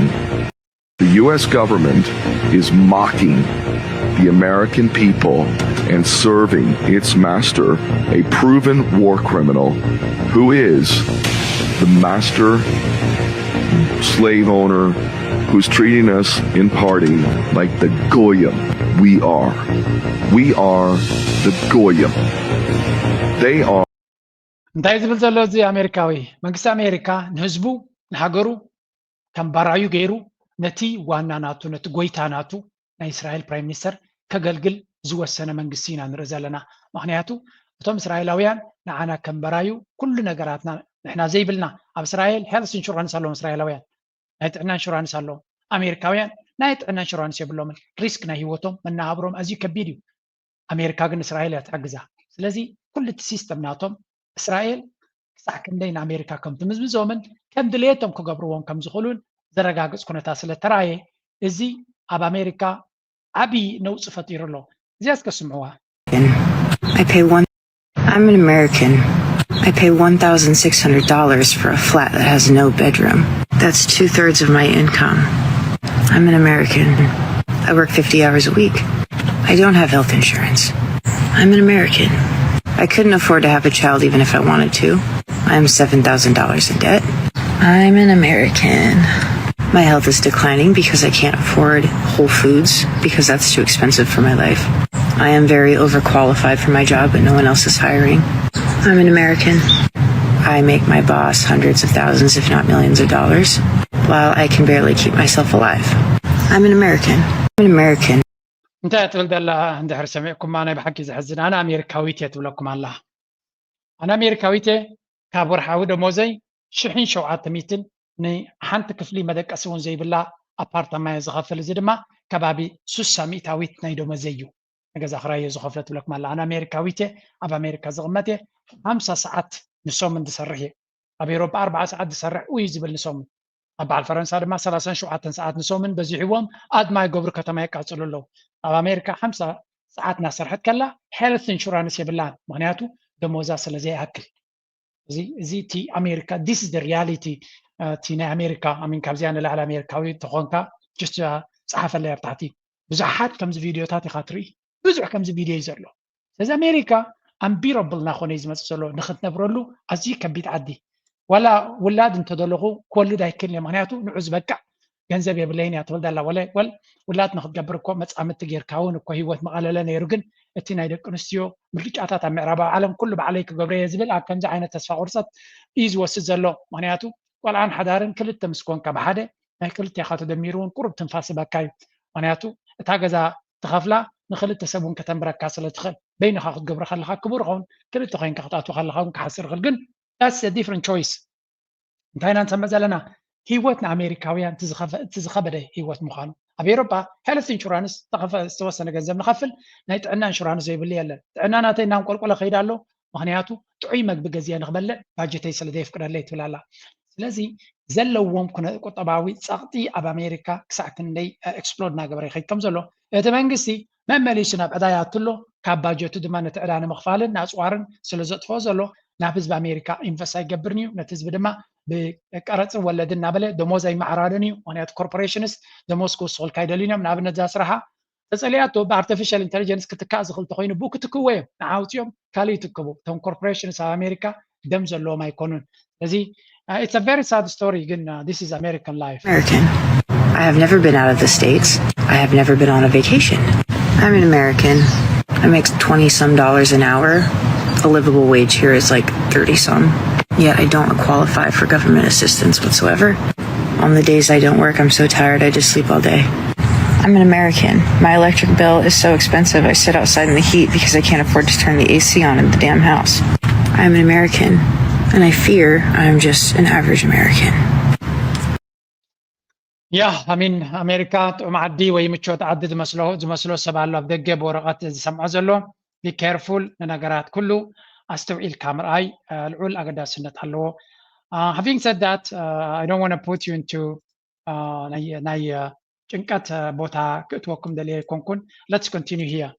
Africa has received over 95 billion in remittances last year. Nigeria, Egypt, and Morocco were the top recipients. At least that's according to the African Finance Corporation. Now, the data shows that the inflow almost matched total foreign direct investment into the continent for the 12 months. That, of course, underscores the rising significance of diaspora contributions to African economies. Remittances are now becoming Africa's most stable and dependable sources of external finance. እንታይ እዮም ዝብሉ ዘለዉ ካብ ዲያስፖራ ዝመፅእ ገንዘብ ኣብ ቁጠባ ናይ ኣፍሪካ ፈፂንካ ክነዓቕ ዘይብሉ ዓብ ክፋል ናይ ወፃኢ ሸርፍና ኮነ እዩ ዝመፅእ ዘሎ Africa received over 95 billion in remittances in 2024 ኣብ 2024 ከባቢ 95 ቢልዮን ዝኸውን ገንዘብ ካብ ካብ ደገ ዘሎ ኣፍሪካውያን ናብ ኣፍሪካ ከም ዝኣተወን ግብፅን ሞሮኮን ኣብ ላዕሊ መፃ ይብሉ ኣለዉ መብዛሕተን እዘን ሃገራት ግብፂ ኢልካ ሞሮኮ ብዙሕ ህዝቢ ኣለዎን ጥራይ ዘይኮነ ፅቡቅ ዝኾነ ባንኪንግ ሲስተም ስለ ዘለዎም እቶም ደቂ ሃገር ኣክንዳ ኣብ ኣሜሪካን ኤውሮጳን ገንዘቦም ዝገብሩ ኣብ ዓዶም ሴቪንግ ኣካውንት ገይሮም ዝበለፀ ሪል ስቴት ድዮም ክገዙ ንክምዕብሉ ዕድል ስለ ዘለዎም እዩ ኣይ ዊሽ ኣብዚ ኩነታት እዚ መንግስቲ ኤርትራ ሞር ኣክሰሲቢሊቲ ኣሎ ትብሉ ሰባት ኣለኹም ግን ሞር ክስራሕ ኣለዎ ብብዝሒ ክስራሕ ክኽእል ኣለዎ ንሱ እንተተሰሪሑ ኢና ክንዕወት ንኽእል ምክንያቱ ዲያስፖራ ዘሎ ገንዘብካ ኩልኻ ናብ ኣፍሪካ ክትእትዎ ወይ ናብ ኤርትራ ክትእትዎ ዝመርፅ ሰብ ከይህሉ ይኽእል እዩ ግን ገለ ክፋል ናቱ ንኣብነት እቲ ሪል ስቴት ክኽፈት ከሎ እንድሕሪ ኢልና ሪል ስቴት ክኽፈት ኮይኑ ገንዘብ ኢቲኻ ኢኻ ክትገብሮ ብፀሎት ኣይኮንካን ገዛውቲ ክትሰርሕ ወይ ክትገዛ ብኤርትራ ስለዚ እቲ ሪል ስቴት ነቲ ደገ ዘሎ ኤርትራዊ ገንዘቡ ንክእቱ ኣክንዲ ናይ ሓዋላ ናይ 200-300 ጥራይ ትሰድድ ዓብ ገንዘብ እዩ ኣብ ቁጠባ ናይቲ ሃገር ንክሳተፍ ከኽእሎ ስለ ዝኽእል ዳስ ዋይ እዚ ነገራት እዚ ክስራሕ ዘሎ መብዛሕትኦም ዲያስፖራ ዘለዎ ኣፍሪካውያን ኣብ ኣፍሪካ ገዛ ኣለዎ this is true ምክንያቱ እቲ ሪል ስቴት ናቶም ኢዚ እዩ ንደገ ዘሎ ድማ ምቹ እዩ ገንዘብ እንተለካ ኣይኮነን ኣብ ሃገርካ ኣነ ኤርትራዊ ኮይነ ኣብ ኬንያ ገዛ ንክገዝእ ወይ ኣብ ሩዋንዳ ገዛ ንክገዝእ ፀገም የብሉ ገንዘብ ጥራይ ሃለኻ ነቶም ደቂ ዓዲ ድማ ትዝቃለለ ማለት እዩ ዓዶም ስለ ዝኾነ ኣበይ ክገዝኡ ከም ዝኽእሉ እውን ይፈልጡ እዮም ብዝሓሰረ ክገዝኡ ይኽእሉ ስለዚ ደገ ተሰዲድካ ሰሪሕካ ቁሩብ ደሞዝ ጌርካ ኣብ ኣፍሪካ ክትምዕብል ትኽእል ኢኻ ዓድኻ ነቲ ወዲ ዓዲ ቀዳምነት ዝህብ ፖሊሲታት ምድሕራታት እዩ Now, the market for remittances has been long dominated by American giants such as Western Union and also MoneyGram, but there are now more and more startups injecting competition into that space. These startups are rapidly expanding their presence as remittances to sub-Saharan Africa scale to new heights. For more on this, I spoke earlier to FIOMI New Heights. For more እንታይ ይብሉ ለው ተቀደም እቲ ገንዘብ ንደገ ክስደት ከሎ ካብ ኤውሮፓን ኣሜሪካን ደገ ክስደት ከሎ ብዙሕ ግዜ ብናይ ዓበይቲ ካምፓኒታት ናይ ኣሜሪካ ዌስተርን ዩኒዮን ማኒግራም ገለታት እዩ ዝኸይድ ነይሩ ሎሚ ግን ንኣሽቲ ካምፓኒታት እዘን ፊንቴክ ዝበሃላ ዘለዋ ነቲ ዕድላት ናወሰድኦ ይኸዳ ኣለዋ ንኣፍሪካ ድማ ናይ ኣፍሪካ ካምፓኒታት እየን ዝያዳ ከርብሓ ዝኽእላ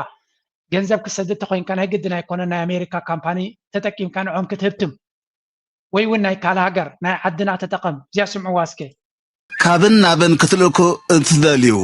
ካብ ልዕሊ 30 ሃገራት ኤውሮጳን ሰሜን ኣሜሪካን ናብ ልዕሊ 100 ሃገራት ዓለም ገንዘብ ናይ ምትሕልላፍ ኣገልግሎት ትህብ ምህላዋ እናሓበረት ብኣካል ኣብ ቀረባኹም ኣብ ዘሎ ቤት ጽሕፈታት ህድሞና ብምቕራብ ኦንላይን ድማ ህድሞና ማኒ ትራንስፈር እትብል ናይ ህድሞና መተግበሪ ኣፕሊኬሽን ካብ አፕ ስቶር ወይ ጉግል ፕሌይ ብምውራድ ማለት ዳውንሎድ ብምግባር ተጠቀምቲ ርትዓዊ ኣገልግሎት ህድሞና ንምዃን ብኽብሪ ትዕደሙ ህድሞና ሓንቲ ክነግረኩም ኣብዚ ኣነ እዛ ህድሞና ትበሃል ኣፕ ኣላቶም ማኒ ትራንስፈር እያ ከጋንን ኢለ ይኮንኩን 5 ሳንቲም ተኸፊለ ይኮንኩን እዛ ቪድዮ ዝገብራ ዘለኹ ነዛ ሓሳብ እዚኣ ናባኹም ዘምፃኹላ ቅድሚ ዝተወሰነ ግዜ ይዝከረኒ ልክዕ ነዛ ኣፕ ንዓኹም ካብ ዝነገርኩ ክሳብ ሕጂ ገንዘበይ ናብ ኢትዮጵያ ድዩ ናብ ኤርትራ ድዩ ናብ ገለ ዝሰዶ በዚያ መንገዲ ጥራይ የሰድድ and I love it ዝያዳ እዚኣ ኣፕ እዚኣ ናብ ዝለዓለ ደረጃ ክትምዕብል እየ ዝደሊ ተርዲኹም ዘለኹም ስለምንታይ እየ ዝብለኩም ዘለኹ ሓደ ቀደም ኣታ ገንዘብ ስለደለይባ ትብል ንሓደ ቤተሰብካ ድዩ ገለ ዝሕውል ንዑ ረኺብካ ገንዘብ ክትቦ ንሱ ክመፀካ ካሻ ዳሊኻ ክፀንሕ ከቢድ እዩ ነይሩ ሎሚ so easy ምስ ባንኪ ኮኔክት ዲያ ኣፕ ኣብታ ኣፕ ረጂስተር ግበሩ ከምዚ ኣብዚ ትሪእዎ ፀናሕኩም I mean this is ሓደ ናይ ዓድና እዩ ካብ ዌስተርን ዩኒዮን ዝሓሰረን ዝበለፀን እዩ let me give you where is the app ሓና ከደት ከላ ምስ መፀት ከርየኩም እየ ስለዚ እዚ ኣፕ እዚኣ እንድሕር ተጠቒምኩም ኣብዚ ላትኩም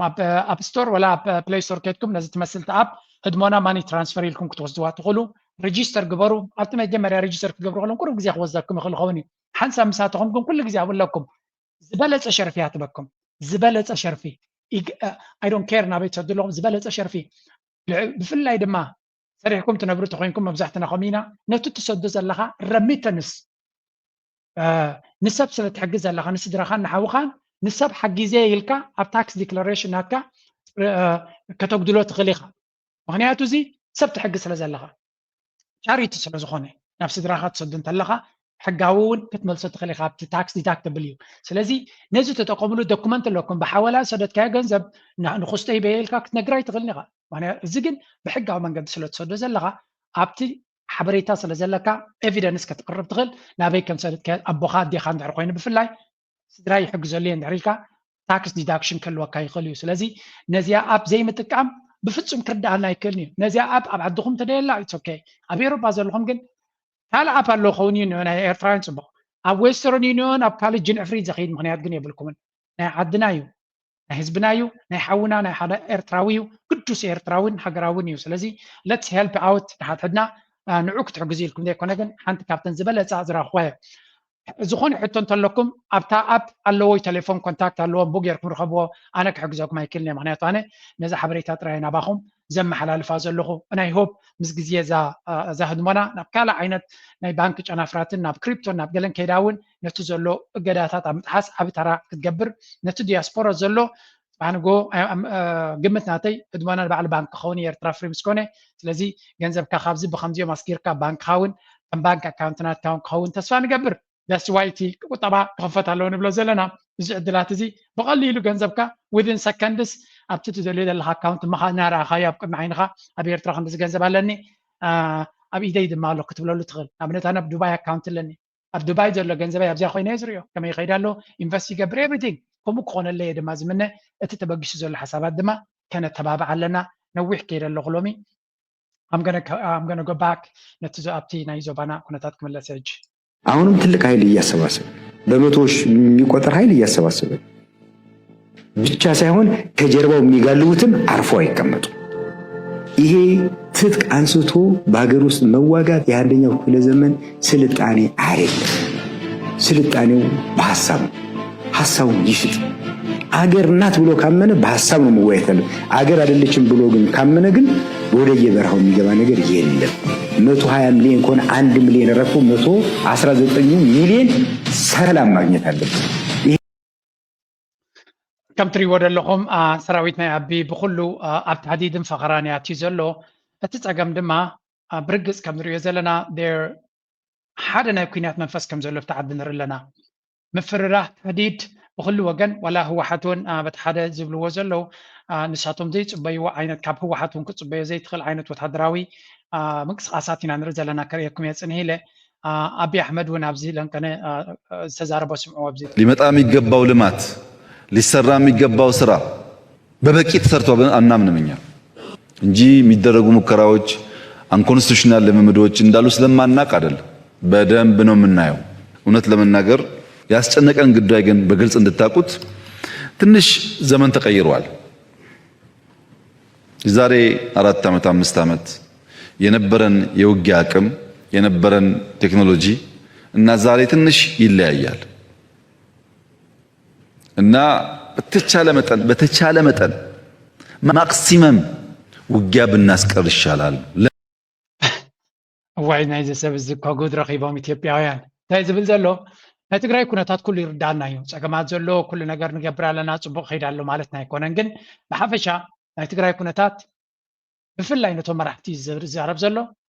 ካብ ቅድሚ 4-5 ዓመት ዝነበርናዮ ሕጂ ተቐይርና ኣለና ንእሽተይ ያይ ንሱ ስትሕትና ገይሩ ይዛረብ ኣሎ ማለት እዩ ትዕቢት ኣይደልን እየ ማለት እዩ ተቐይርና ኢና ወታደራዊ ዓቕምናትና ከም ቀደም ከይመስለኩም ተቐይርና ኢና ንሕና ከምቲ ቀደም ጌርኩም ትወስዱና እንተለኹም ትጋገዩ ኣለኹም ንምንታይ ሰራዊት ጌርኩም ኣለኹ ከምቲ ናቱ ጀነራል ዝብሎ ፀንሐ 100,000 ድዮም ከምዚ ገይሮም ሰራዊት ሒዞም ኣለዉ ገለ ዝብልዎ ዘሎ ንሕና ከም ቀደም ኣይኮንና ወታደራዊ ዓቕምናትና ተቐይሩ እዩ ዘሎ ኣብዚ እዋን እዚ ክትክእሉና ኣይትኽእሉን ኢኹም ብነፍስኩም ኣብ ሓደጋ ከይትወድቁ ተጠንቀቁ ዝዓይነቱ እዩ ዘፈራርህ ዘሎ ተሃዲድ ቁፅሪ ሓደ እዮም እዚኦም በል እዩ ዝብሎም ዘሎ ነቶም ህወሓት ድማ ስምዑ ወዳ ለምን እንደምታውቁት በባለፈው ውጊያ ያኔም ተናግሬያለሁ ከትግራይ ወጣቶች ከትግራይ እናቶች በላይ የተጎዳ ሰው የለም እና የሚያስገድሉ ሰዎች ይፎክራሉ እንደምታውቁት አስገዳዮች ይፎክራሉ ሟቾች ግን ጉዳዩን ሳያውቁ ይጠፋሉ ያ እንዳይፈጠር ነው ማክሲመም ትግስት ምናረግ ማክሲመም anyway ከም ትሪኦ ዘለኹም ንሕና ኣመና ትዕግስቲ ንገብር ኣለና ነቲ ክጉዳእ ዝኽእል ህዝቢ ቆልዓ ሰበይቲ መስኪን ንዑ ስለ ንርኢ ዘለና እምበር ነቶም ዝፍክሩ ኢልና ኣይኮንና ንገብሮ ዘለና ዝብል ያይ ሓላፍነታዊ ዜጋ ወይ እውን ሓላፍነታዊ መራሒ ክኸውን እዩ ዝፍትን ዘሎ I think ስታሊን ተወለድቲ ናይ ኣምሓራ ሼር ዝገበርዋ እያ እቲ ኩነታት ድማ ካብ ምንታይ ዝተበገሰ ሓንቲ እዚኣ ፅሕፍቲ ወፅያ ነይራ ብዛዕባ ፋኖ where is it ፋኖ ከመይ ገይሩ ኣልባቡ ኣጥፊዎ ከም ዘሎ ንኣቢ ዝገልፅ ሓበሬታ ርየ ነይረ I think ምስ ረኸብኳ ሼር ክገብረልኩም እየ ክልን couldn't see it right now يريا يلغون بس رخبكوا أجن post قبل لكم كفتني. Okay, let's continue. انتايو ستالين نزي ملي سلونيرو. انتايلو ملي سلونيرو. Let's see here. انتايلو ميرو. Okay. የክልሉ ብልጽግና ባለስልጣናት ምንድን ነው የሚሉት?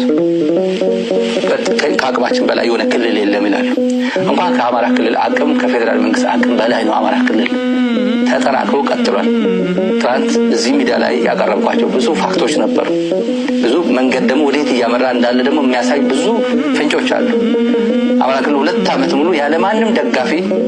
ማንም አልገባበትም። በትግራይ በታሪክ አጋጣሚ እንኳን አብይ ትግራይ እንምታ ኤርትራን እንምታ ሲባል በሆነ ስህተት እንኳን እሺ ብለው እንኳን ለአንደኛው እንኳን ለመውጋት እንኳን አልተነሱ። እኔ ትልቅ ውለታ ለትግራይ ህዝብም ለሪጅኑ ለኤርትራም ለአማራም ውለዋል ብዬ የማስበው ቀጥቅጦኛልና ትግራይን አውድሞብኛል፣ ትግራይን ደፍሮኝ ትግራይን ገሎብኛልና እኔም ሄጄ ሂሳብ ላው ብሓፈሻ እቲ ናይ ስታሊን ሓደ ካብቶም ብፍላይ ኣምሓራን ፋኖን እውን ዘይፈትዎ ኣክቲቪስት እንዲ ነይሩ። ምክንያቱ ኣብቲ ኩናት እውን ስለ ዝነበሩ ብሓፈሻ እንታይ ዝብል ዘረባ ዋላ ብወገን ኤርትራ ብኩሉ ወገን እውን ናብ ፋኖ ዝመፅእ ዘሎ ፋኖ ከመይ ገይሩ ንዓቢ ንበይኑ ሒዝዎ ኣሎ። በይኑ ትግራይ እኮ ናይ ኣሜሪካ ጫውጫውታን ናይ ካልእ ዓለም ጫውጫውታን ደገፍን እኮ ይረክብ ነይሩ እዩ። ፋኖ መን እዩ ዝሕግዞ ዘሎ ማለት ኤርትራ ትሕግዞ ከምዘየላ ኤቭሪባዲ ኖውስ። ኤርትራ ትሕግዞ የላ ምክንያቱ ቤናትያ ክትሕግዞ ኤርትራ ኤርትራ እንተትሕግዞ ቀደም ተፈልጠ። ስለዚ ፋኖ ከመይ ገይሩ እዩ ንዓቢ ዝኣክል ድሮን ኣለኒ፣ ሚሳይል ኣለኒ፣ ነፋሪት ኣለኒ፣ ሰራዊት ብሚልዮናት ተሰልጢነ ኣለኹ፣ ኮማንዶ ኣለኒ፣ ገለመለ ኣለና በለ ኣይትፁርን ነዚ ዓለም ኢሉ ዘሎ ከመይ ገይሩ ፋኖ ኪልዎ ኣሎ፣ ከመይ ገይሩ ደዋቢልዎ ኣሎ ጥራይ ዘይኮነስ ከመይ ገይሩ የውድቆ ኣሎ። ዓብይ ኮምፕሊሜንት ዝግብኦ ሓይሊ እንተሎ ናይ ፋኖ ሓይሊ እዩ። ስለዚ ፋኖ ዝገብሮ ዘሎ ንዓቢ ንኩሉ እቲ ዞባ ዓብ ትምህርቲ እንድሕር ፋኖ ከምዚ ክገብሮ ክኢሉ ፋኖ እንድሕር ከም ዝገብረሎ ኣብዚ ስምዕዎም ኣምሓሩ እንታይ ይብሉ ኣለዉ እቲ ገይም ናይ ህወሓት እንታይ ክኸውን ከም ዝኽእል ዝብልዎ ዘለዎ ብስሙ ህዝብ በፊት እንዳለው ነው። በተደጋጋሚ ተናግረዋል። ቲፒኤልኤፍ አንገቱን ደፍቶ ሲዘጋጅ የነበረ ዋናው ምክንያቱ ፋኖና ሸኔ መከላከያውን ሲያዳክሙልኝ የመጨረሻውን ምት እኔ አሳርፌ ስልጣን ይዛለሁ የሚል ፕላን ስላለው ነው። ይሄን ተደጋግሞ አሁንም እቅዱ ያው ቀጥታ አዲስ አበባ ገባለሁ የሚል እምነት ነው ያለው። አይችልም። ይሄ ድሪም ካለው የሚሳካ አይደለም። ውጊያ እንታይም ዝብሉ ዘለው ህወሓት እንታይ ጌም ፕላን አለው ወይም ዝብሉ ዘለው ጌም ፕላን ናይ ህወሓት ንነዊሕ እዋን ድሕርቲ ኩናት ድርቁስቁስ እናበለ ኣብ ዝኾነ ይኹን ኩናት ከይኣተወ ወታደራዊ ዓቕምናቱ የደላድል ኣሎ። እቲ ዕላማ ድማ ኣብዚ እውን ለንቀነ ናይ ትግራይ ኮማንዶ ወታደራዊ ዓቕሚ ብዙሕ ግዜ ዘሎ ከም ትሪእዎ ዘለኹም ብዙሕ ሰራዊት ከም ዘለዎን ብዙሕ ይዳሎ ከም ዘለዎን ዝገልፅ ሓበሬታ ንርኢ ኣለና። ትግራይ ንዓቢ ሰራዊቱን ወታደራዊ ዓቕምናቱ በቲ ሓደ ሸነ በቲ ካልእ ድማ ፋኖ ቤላ ገይሩ ክሳብ ዘዳኽመሉ ስቕ ኢሉ ይፅበ ነይሩ። ሕጂ እቲ ገይም ምስ ሰለጦ ኣብይ ኣሕመድ እናተዳኸመ ምስ ከደ ንሱ ሽው ኢሉ ኸይዱ ወታደራዊ ዕላምኡ ከሳልጥ እዩ ዝደሊ ዘሎ እዮም ዝብሉ ዘለዉ። ህወሓት ከምኡ ሓሲቡ ዘሎ ጌም ፕላን ናቱ ከምኡ ድዩ ካልእ ድዩ ንሱ ቀስ ኢልና ክንርዮ ንኽእል እዩ። But what is very, very important and very interesting right now ኣብዚ ኩነታት እዚ እንታይ እዩ እቲ ጌም ፕላን እቲ ኣቢ ወሪድዎ ዘሎ ሽግር ህወሓት ንኣብዪ ኣሕመድ ኣብ ዝጥዕሞ ግዜ ብካልኦት ሓይልታት ምስ ተዳኸመ ምስ ረኣየ ወታደራዊ ምንቅስቃስ ክገብር ከም ዝኽእል ድሞ ከድምዕ ይኽእል እየ ኣብ ዝበሎ ነጥቢ ክሃርሞ ከም ዝኽእል። ስለዚ ፋኖ እውን ዓቕሊ ፅበት ይገብረሎ ማለት ምክንያቱ ፋኖ ዕላማናቱ ንኣቢ ንምእላይ እንድሕር ኮይኑ እንድሕሪ ምስ ህወሓት ዘይተረዳድዮም መን እዩ ናብ 4 ኪሎ ክኸይድ እዩ ትሕቶ ኣብ መንጎን ካብ ኣንባኣሲ ከይመፅእ ኢኻ ትፈሪ በዚ ህወሓት ለንቀነ ሓንቲ ቪድዮ ብዙሕ ቪድዮታት እንዲ ዝወፅእ ዘሎ እዛ ቪድዮ እዚኣ ረኣይዋ ከመይ እዚ ኣብ ትግራይ ዝተረኣየ እዩ ረኣይዎ እዚ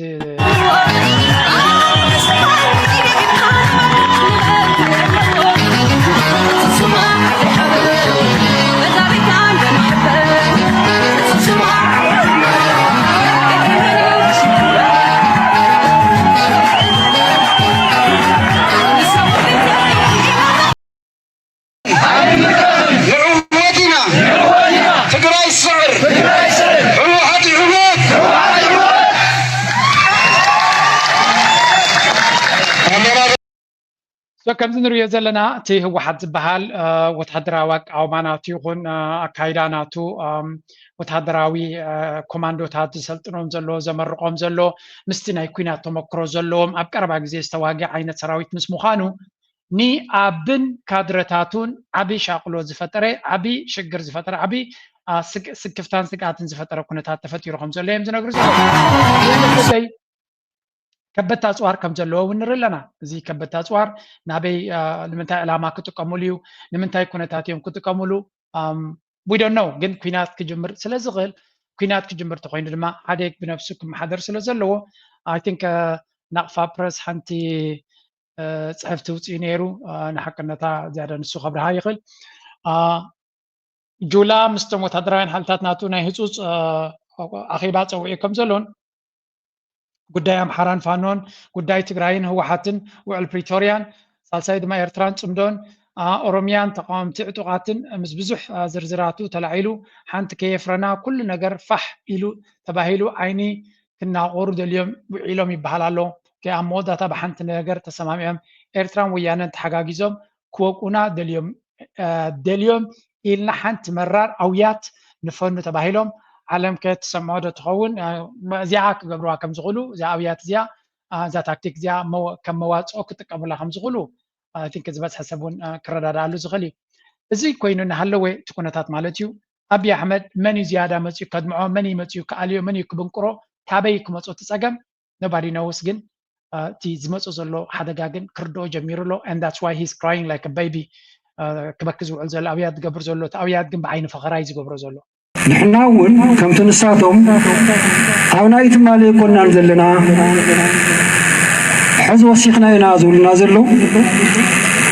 نحنا ون نفزا يتمالي كنا نزلنا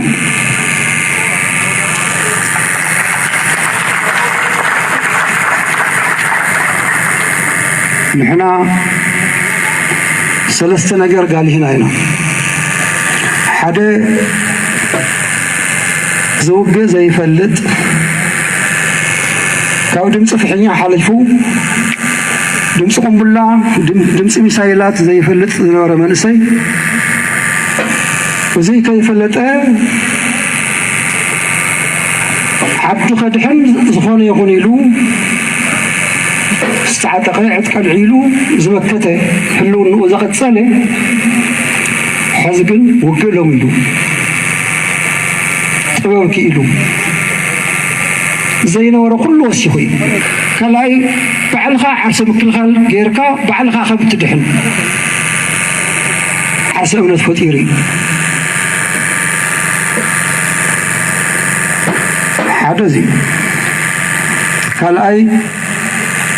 تمالي صلات خوينا وزوغ زنورو تخونا محازت يكونوا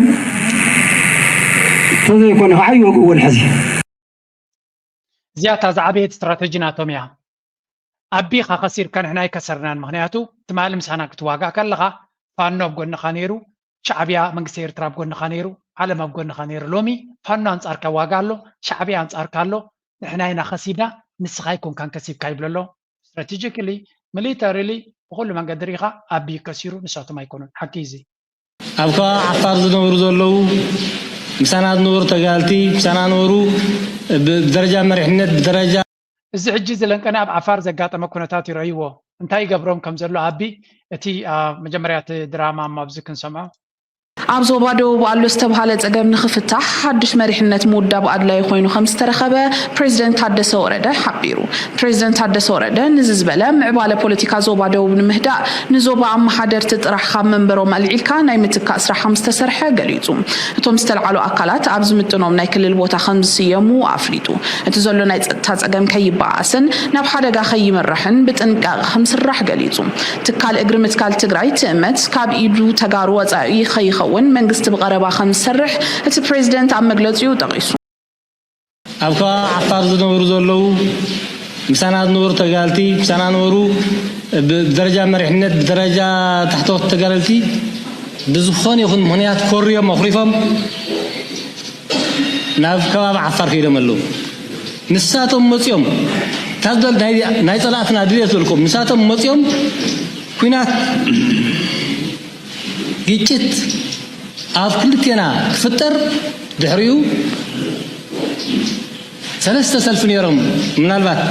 ሰሚዕኩም ትኮንኩም ሓደ ሰልፊ ቶም ተጋሩ ኣብ ቅድሚት ገይሮም እቲ ካልኣይ ሰልፊ ናይ ዓፋር ፍሉይ ሓይሊ ኣብ ድሕሪት ገይሮም እቲ ሳልሳይ ሰልፊ ከዓ ናይ ፒፕ ሓይሊ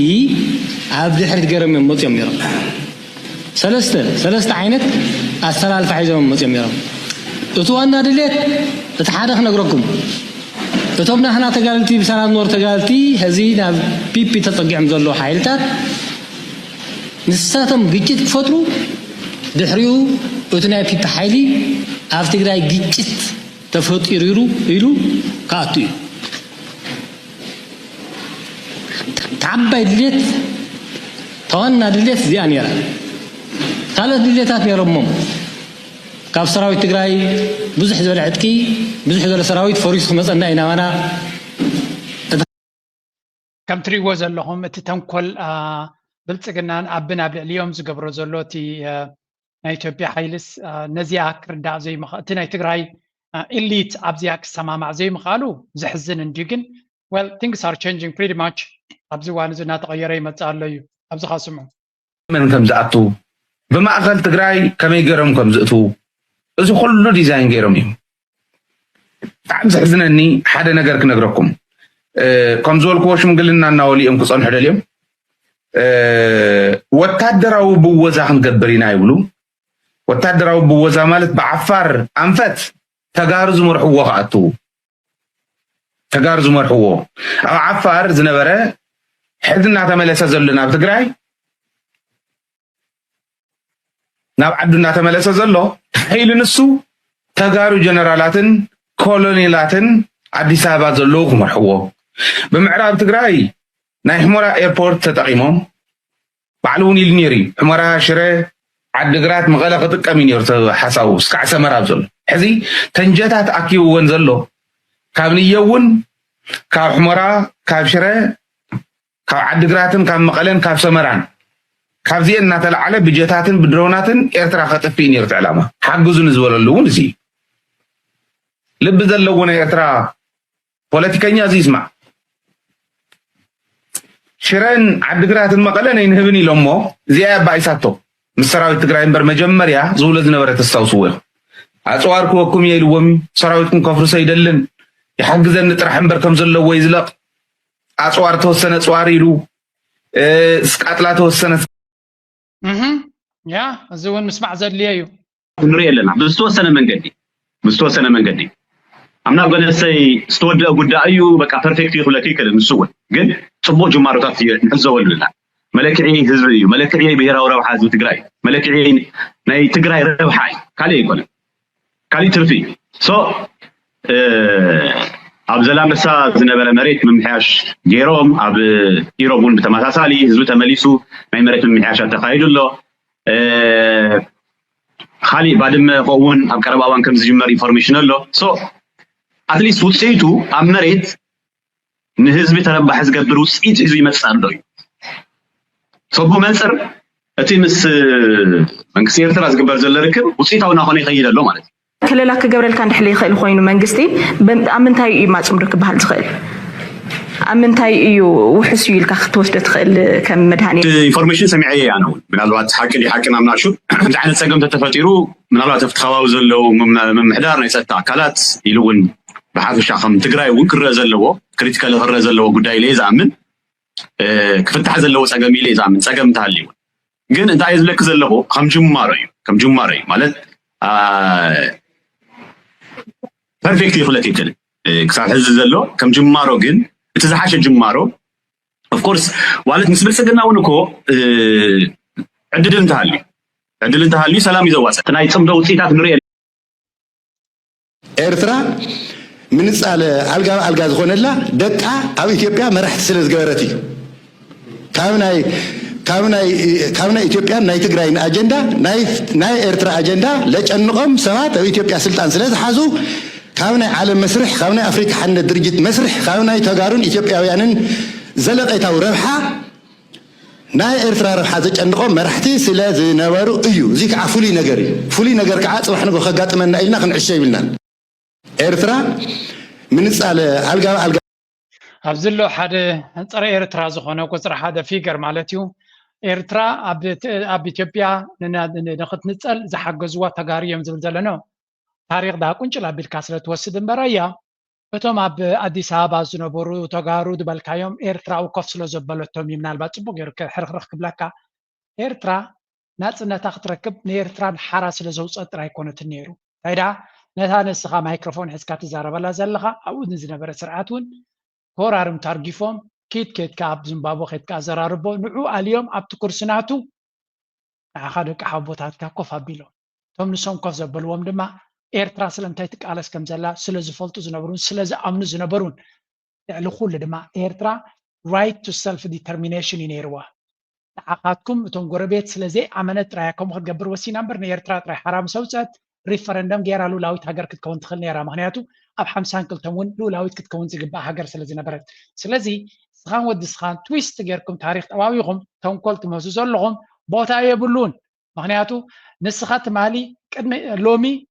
ቅድሚኻ ድማ በዓል እዚኦም ኣበላሽሞ ለኢኮኖሚ ቀይ ባህር ለኢኮኖሚያዊ እድገታችንም ኪ ተራለው ለሀገራችን ደህንነት ማስጠበቂያም በጣም ትልቅ ተጽዕኖ አለው ብዬ ማመን ጀመርኩኝ እና በጦርነቱ ወቅት ኦፊሻል የሚታወቅ በጦርነቱ የአሰብን መያዝ አለብን የሚል አቋም ነበረኝ በፎርማል መድረክ ያነሳሁት ነው ቀይ ባህር ለኢኮኖሚያዊ እድገታችን ኪ ሞራል መንፈስ ተማላና ኢና ኣብ ነፍሲ ወከፍ ንገብሮም ቅስቃስ ከዓ ቀይ ባህሪ ንኢትዮጵያ ብላብላ ኣብ ኣገዳስነት ኣለዎ እናበለ ገለ ካብቲ ከምዚ እናገበሩ ኮለል ዘብልዎ ሰብ እዩ ምስቲ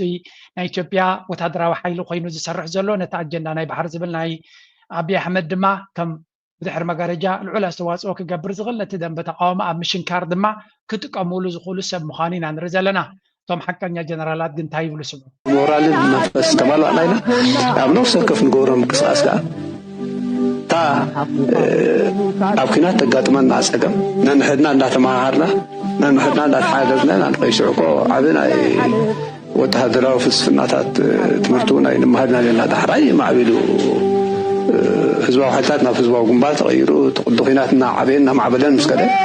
سعيناتي وتهدروا سين السنات مهرنا وكن مرة حكي لنا مالتي عرفت ما جمرة لكن تروفاينا ثلك تنا بخنا زقات معها نقراتك كم يقدر خنا تعاطفك نسأله خاف صرت حلنا نتحسب بخات حلنا مالتي لذي كل شيء أي رقم مغرلا منفسني نتملينا نحن نعشتنا بعلمه عبد الله نا خند الله نا قلنا تعاطفنا كي نحلنا سأله هذا مغرلا منفسني ولا هنا تقولش وراري تقصرن ናይ ጀነራላት ናይ ኤርትራ ካብ ጀመርና ሓንቲ እዚኣ ክትወሓጠልኩም ራእይ ዋስከ ብማዚ ምስቲ ናይቲ ግንባር ዝነበረ ጀነራል ሙሱ ተራሂብና ማለት እዩ ንሳቶም ኣብ ኣሰኣላ ናይቲ ስትራተጂ ብኩምሩክ ክንጅምር ንኩምሩክ ምስ ወዳእና ብድሕሪኡ ኩታወርቄ ኣብ ጉቤላ እናበልና ንፀጋም ናይ ደጃን ناسوسا قلنا خنكيت إتي كارتات سيلو موتسنحنا قام ناتهم أرجع كاب ورحي حساب كل توحي وصل الكومي نزلت كعتزي زول قام نيرو ضرور إحنا مسرع على يوجد أنا كم روك ترح ريني أثلث دورنا وتنا تقلق أبو هارتا مسرع على يوجد نير بعد حمش ندور قلنا حمس هذا صراحة يقول لنا ترى يكون أصبح حدا ينجمرنا أو حدا أول ني جزاني ني كتاورك نكمرو ومقاني أبو جبيلة أبزينا خنجمر دي أنا حتى معلتي ناي أو شخص كسعة مداني نازعة بحريقة في وعدان اللي هو سلسلة جاتكم سلولات يا معايا هو يوم ترديهم أنا سودان هيجي انتهي لنا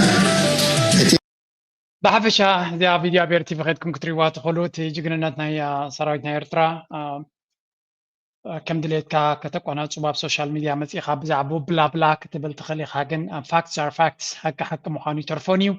نتحق فليتكا ክትገጥሞ እንተኮይንካ እውን ቁሩብ ትለይ ነቲ ኩንነት ኣንቢብካ እንተረዲእካ እንተኸድካ እምበር ሃውታትያ ኮይንካ ከይድካ ተብፅኦ ነገር የለን ነዚ ከዓ ፈተውቱ ጥራይ ዘይኮኑ ፀላእቱ እውን ዝምስክርሉ እዩ በጣም ጥሩ ተዋጊ ነው እውነቴን ነው የምለው ጠላትን ልታራክስ አትችልም በአንድም በሌላ መንገድም ተሸንፈናል የተሸነፍንበትን ምክንያት ማስረዳት ነው ያለብን እንጂ በርደኑ የኛ ነው ለምን ተሸነፍን የሚለውን ማስረዳት ግን አልተሸነፍንም ብለን መፎከር ደግሞ ትክክል አይደለም እንደውም አንዳንዴ መጽሐፌ ላይ ሰዎች እኔን ያሄሳሉ ምንድነው ስለ ጠላት ጥንካሬ እዚ ሰብ እዚ ሓደ ካብቶም ሰራዊት ኤርትራ ዝፈልጥ ዝነበረ እዩ ንፀላኢኻ ምንዓቕ ትርጉም የብሉን ሻዕብያ ሓያል ሰራዊት እዩ ዘለዎ ሓይሊ ከም ዘለዎ ተቐቢልካ እንትኸድካ ነፍስኻ ተትሕኒ ዝብል ሓንቲ ሓተታ ክንብላ ንኽእል ፅብቕቲ ፊሎዞፊካል ኣዘራርባ ግን ካብ ኤርቲቪ ዝወፀት ነይራ ብኣጌረ ክውድእ ትዕዝብቲ እዚ ሎሚ 29 ነዚ ናይ ፖለቲካ ማለት ድሕሪ ናይ ማሕበራዊ ኣገዳሲ ዘረባ ኣለና መጋቢት ኣብ ጋዜጣ ሓዳስ ኤርትራ ዝወፀ እዩ ክልተ ሓሳብ ሙት ፈረስ ከምቲ ኣብ ምስላ ትግርኛ ዓም ዝሞተ ምራኽ ፈኑ ዝብል እንግሊዛውያን እውን ክልተ ሓሳብ ሙት ፈረስ ደ ዴድ ሆርስ ቲዮሪ ዝብልዎ ህቡብ ተምሳልያዊ ኣምር ኣለዎም እዚ ኣምር እዚ ብዙሕ ግዜ ምስ ጉዳያት ቁጠባን ውትድርናን ተኣሳሲሩ ዝለዓል እዩ መራሕቲ ንዝሞተ ወይ ዳግም ክምለስን ክፅግንን ንዘይክእል ኩነት ገና ከም ህልው ቆፂሮም ብዛዕባኡ ክሓስቡ ስትራቴጂ ክቕይሱ ዘየለ ነገር ክዛረቡ ከለዉ ዝዝውተር እዩ ወዮ ፈረስ ቀደም ሞይትን ከሎ ሓይሉ ምእንቲ ክብርትዕ መግቢ ክንውስኸሉ ኣለና ንፉዕ ጋላቢ ክንቆፅረሉ ሓድሽ ሓለንጊ ሓድሽ ጫማ ክንዕድገሉ ዝዓይነቱ ሂስቴርያ ዝወረዶ ህዝቢ ኢትዮጵያ ጉዳይ ባሕሪ ቀደም ብታሪኽን ሕግን ከተያተ ገይሩሉ ዝሓለቐ ክነሱ ዕለታዊ ኣብ ሞስኮት ቴሌቭዥንን ማሕበራዊ ሚድያን ብህሎታት ሙት ፈረስ ክሰምዕ ከሪሙን ሓጊዩን ኣብ መባእታ ምህሮ ዝንገር ዛንታ በደላ ጥንታዊ ንግድ ሂብካ ምቕባል ሎሚ ኣብ ልኡላዊ ግዝኣት ሃገራት ከም ዝሰርሕ ያኢ ንሕና ርስቲ እንዳማትና ክንወርር ኣይበልናን ባሕሪ ሃቡና ካብ ጸጋና ከነካፍለኩም ኢና ንብል ዘለና ሰባት ኣብ ማረስ ግዝኣት ክሕዙ እናሓለሙ ኣብ ፍንጫና ዘሎ ባሕሪ እንተሓለምና እንታይ ነውሩ ኣለዎ ብዛዕባ ዋንነት ኣፍ ደገ ባሕሪ ሓድሽ ሕጊ ከም እተነድፈ ማሕበረሰብ ዓለም ጸገምና ተረዲእልና ኣሎ ሓቅኹም ኢኹም ኣመና በዚሑ ደላ ገይሮም እዮም መሊሶምሉ and there is nothing to add ኣብዚ ብሓቂ ዝግብኦ መልሲ ነይሩ ናይ መወዳእታ ክፋል እናሰገርኩ ኣብዚ ቢኒ ከም ትሪእዎ ዘለኹም ብጣዕሚ ዝሕዝን ሓደጋ ኣጋጢሞ it's a very very sad day for ቢኒ but ኣምላኽ መስገን ካብ ሕማቕ ነገር ድሒኑ ብሰላም ነቲ ውድድር ከም ዝወደአ ንሪኦ ኣለና ናይ 25 ቱር ዲ ፍራንስ ቁርብ ኣይቀረበቶን ግን it's okay ብሰላም ጀሚሩ ብሰላም ክውድእ ምኻሉ ወላው ከም ስኩል ሓደጋታት እዚኣ ማይ ትበሃል እውን እኳ ኣብ 24 ዝነበረት ቱር ዲ ፍራንስ እውን ማይ ዝነበረታ መዓልቲ ወዲቑ ዝተሃሰየላ ስለዚ ሕጂ እውን ደጊማ ምግጣማ ናይ ብሓቂ ሓዚና ግን ኣምላኽ ይሓልኻ እንኳ ብሰላም ወዳእኻ ቢኒ ክንብሎ ንደሊ እስከ ሕጂ ናብ ገለ ምኽርታት ክንሰግር كحتى كحول سب فيبر كحتى كحول سب تقول كحراي كبل تهونكا كشم كنصل لكم من روح الراي كبليو جزاء خير ديو جنزب لقى حديو هوتيل كنت زقم موتون جزاء رؤسو مس جنزبهم عب جزاها زقني له متى كبل له صلكا سلزح حدرا سب كم تقدم لوح كونكايت ملس حدا نجر حتى كحلو أصنعوا تتنكروا إذا حتى كذلوا حسيبة دوخ نجركا قرب جزيدة تبني نبل تقولوا زلوا كتم لوحات يوم البل كم تجرب برتو نفاس كمتسق كله بتيلا تعرفه كراي سب كمتسق كله كم يتهون علاجز شلل متعتصف علم كوخب جردين يا الجردين كله له طبق له تحمق له اتشوخ له توين له علم دما كورنافات له حبسات كله زي عبي قلعتون له تزرزرو سفيح ما نفس خايت قدع تنبر هيوتك اتسل حونا روبيل نبحكي ابزي قالوا تعوت حساسبا أمنا سعريرو الله عبزلو متكلو كيك أيره فتصم منجد كيك أيره مورالنا هزبي حفاب مبال منسيات خلنا منجد نخمرتو حلخلاخن مسجد لاتنا هيوت نمزجار بقوا يزبلو مخرج ذهب هذا بقوا إيرتراو زي جايو عب كومبليمنت عب كبر زقبايو اتزعزن كفالنا حبرتسبنا حدا حدا زي قطعني على دكتور روبيل زقبرو تحستون نخريد تشوف حزب سلازلنايو اب دراما زنبر اب كال زنبر سلازي 5 دقائق كابز مخرناي روبيل نحر سمعكم هيوتكم بتشو يقون اذا حدا زي سلا سمعك هاي صار حلقاني كونتينيوسلي كم تدراما نحماق معلتا كنت تسمعوا تربقوا زلا خنزل ما قصال انت سمعكايو أونتاو نجرا برس خنا زرا كتخيد وتسيتنا تو دما هيوت كاكم يخون أنا تاتري فازل بكالك زي خمس ألكمي من تان جزيا خيت وزلي قلت نجرات ككافلي باقي رخود سلزقون كي ني حاونا روبيل دما أب روبيل كداني وين روبيل لايف بلابنات بلاتفورمز كيتكم سبورت جبروا نعطي ريكومنديشنز اللي يكونن he's a very well known figure. ጸጋይ ተክለ ሚካኤል በሃል መብዛዕትኩም አንበብቲ መጽሐፍተይ ትፈልጡኒ በታ 10ታት አሻሓት አንበብቲ ዝረኸበት ሰላይታ መቐለያ ብድሕርዛ መጽሐፍ እዚኣ ሓንቲ መጽሐፍ ቀሪበልኩም ነይረ እሳ ድማ ስተሎዊየት ሴፍ ትብል ኮይና ኣብ ሰዓት እዚ ድማ ሁሉ ኩነታት ሃገርናን ሓድሽ መድረኽን ተንጸባርቕ መጽሐፍ تلوخون إشوخ بإشوخ تبل أبع فستيفالات جرمن شودن أمريكا بأكال حزوركم نتسألوخو أفكارتي متحفتي نزم متحفت زياتن جازيكم كتم بوان زلن تسفا انجنير تقاي محقازنا نفس وقفنا لبوان زربا زلية ونا يكونن أنا أدي الرقيبة مسوط الرقيبة بقوع سب بحكي تاريخ زفلت نقرات بقرطو من قديك دوكومنت غبر زخل سبيو تن مصحفتنا تعدي الرقيبة بمولان جزينا اللغو نخم ببنترا جزي رخبكنا اللغو جن أنا انتهي لكم أين ببني الكازي مصحف زي مجزع نصحفتنا زي حق زي كونن جزي رقيب كاختم ببايخ حدا مع التاب لايبراري تلكات راي حدا ما تنببو سلازي حدا جزينا خنم ببولنا ግን ግድን ካክ ንገዛ ኣለና ብፍላይ ደገዛ ኣለና ነቶም ኦተርስናትና ሰፖርት ክንገብሮም ኣለና ኢንጂነር ጸጋይ ድማ ኣምላኽ ሓግዝካ ክብሎ ይደሊ ነፍሲ ወከፍ ኤርትራዊ ድማ ሓቦ ገይሩ ኩለን ተደገዘ እንተዋሓደ ገለ መፅሓፍትናቱ ገዚኡ ህያብ መፅሓፍቲ ምሃብ ድማ ንልመድ እዚኣ እውን ንካልኦት ኣሕዋትና ሰፖርት ክንገብር ኢለ ግበረለይ ስለ ዝበለኒ ኮንኩ ዝገብራ ዘለኹ እዛ ቪድዮ ስለ ዝረኸብኳዮ ዝገብራ ዘለኹ تقولون بعض عدنا ديوركم تخلي تغمي تغمي صونا تسخاخ انت غمي تغمي تأسر لهم سو انت غمي تغمي كفول دا محمد يروم عدون كأكل دليلا أتأخريلو كم يختم توزل الغزرة انت غمي تكو أبزغنا من قستاو تقال زغونا سيرفيس مستدلي كتم على أوزل لكان غريب زغا قبو يمثلني أنا خمان كم زي أسفلتا كديلهم كنت غمي تغمي كفولو نعدنا زمالا لسدلو أنا كنت سفلت أرزا ماس ميديا زغوانا سب كل تغمي تغفل أنا زي أعرف إذا أقولنا هزرة أمسيها أيتحاوسنا تتحكم نقرأ إذا كنت بزغرا بيتات مرعوت زي مخني ودلو مخني تندي إذا نود خمسين خان خيدي تابع عند لوناي بحب شو تحاسبوا كل خاكم تدوت أيتات ناي تكيت ناي هوتيل ناي زوريا ناي قلة بحب شو كل مولو تحاسبوا كل خاص تدوت أيتات مثني عدنا خطر رأي كله ناي 10 تتعد فيه أسمي تزقر مكا عدنا قريفهم سعد من دماتهم يابتهم لأنه نخلت خلك نقرأ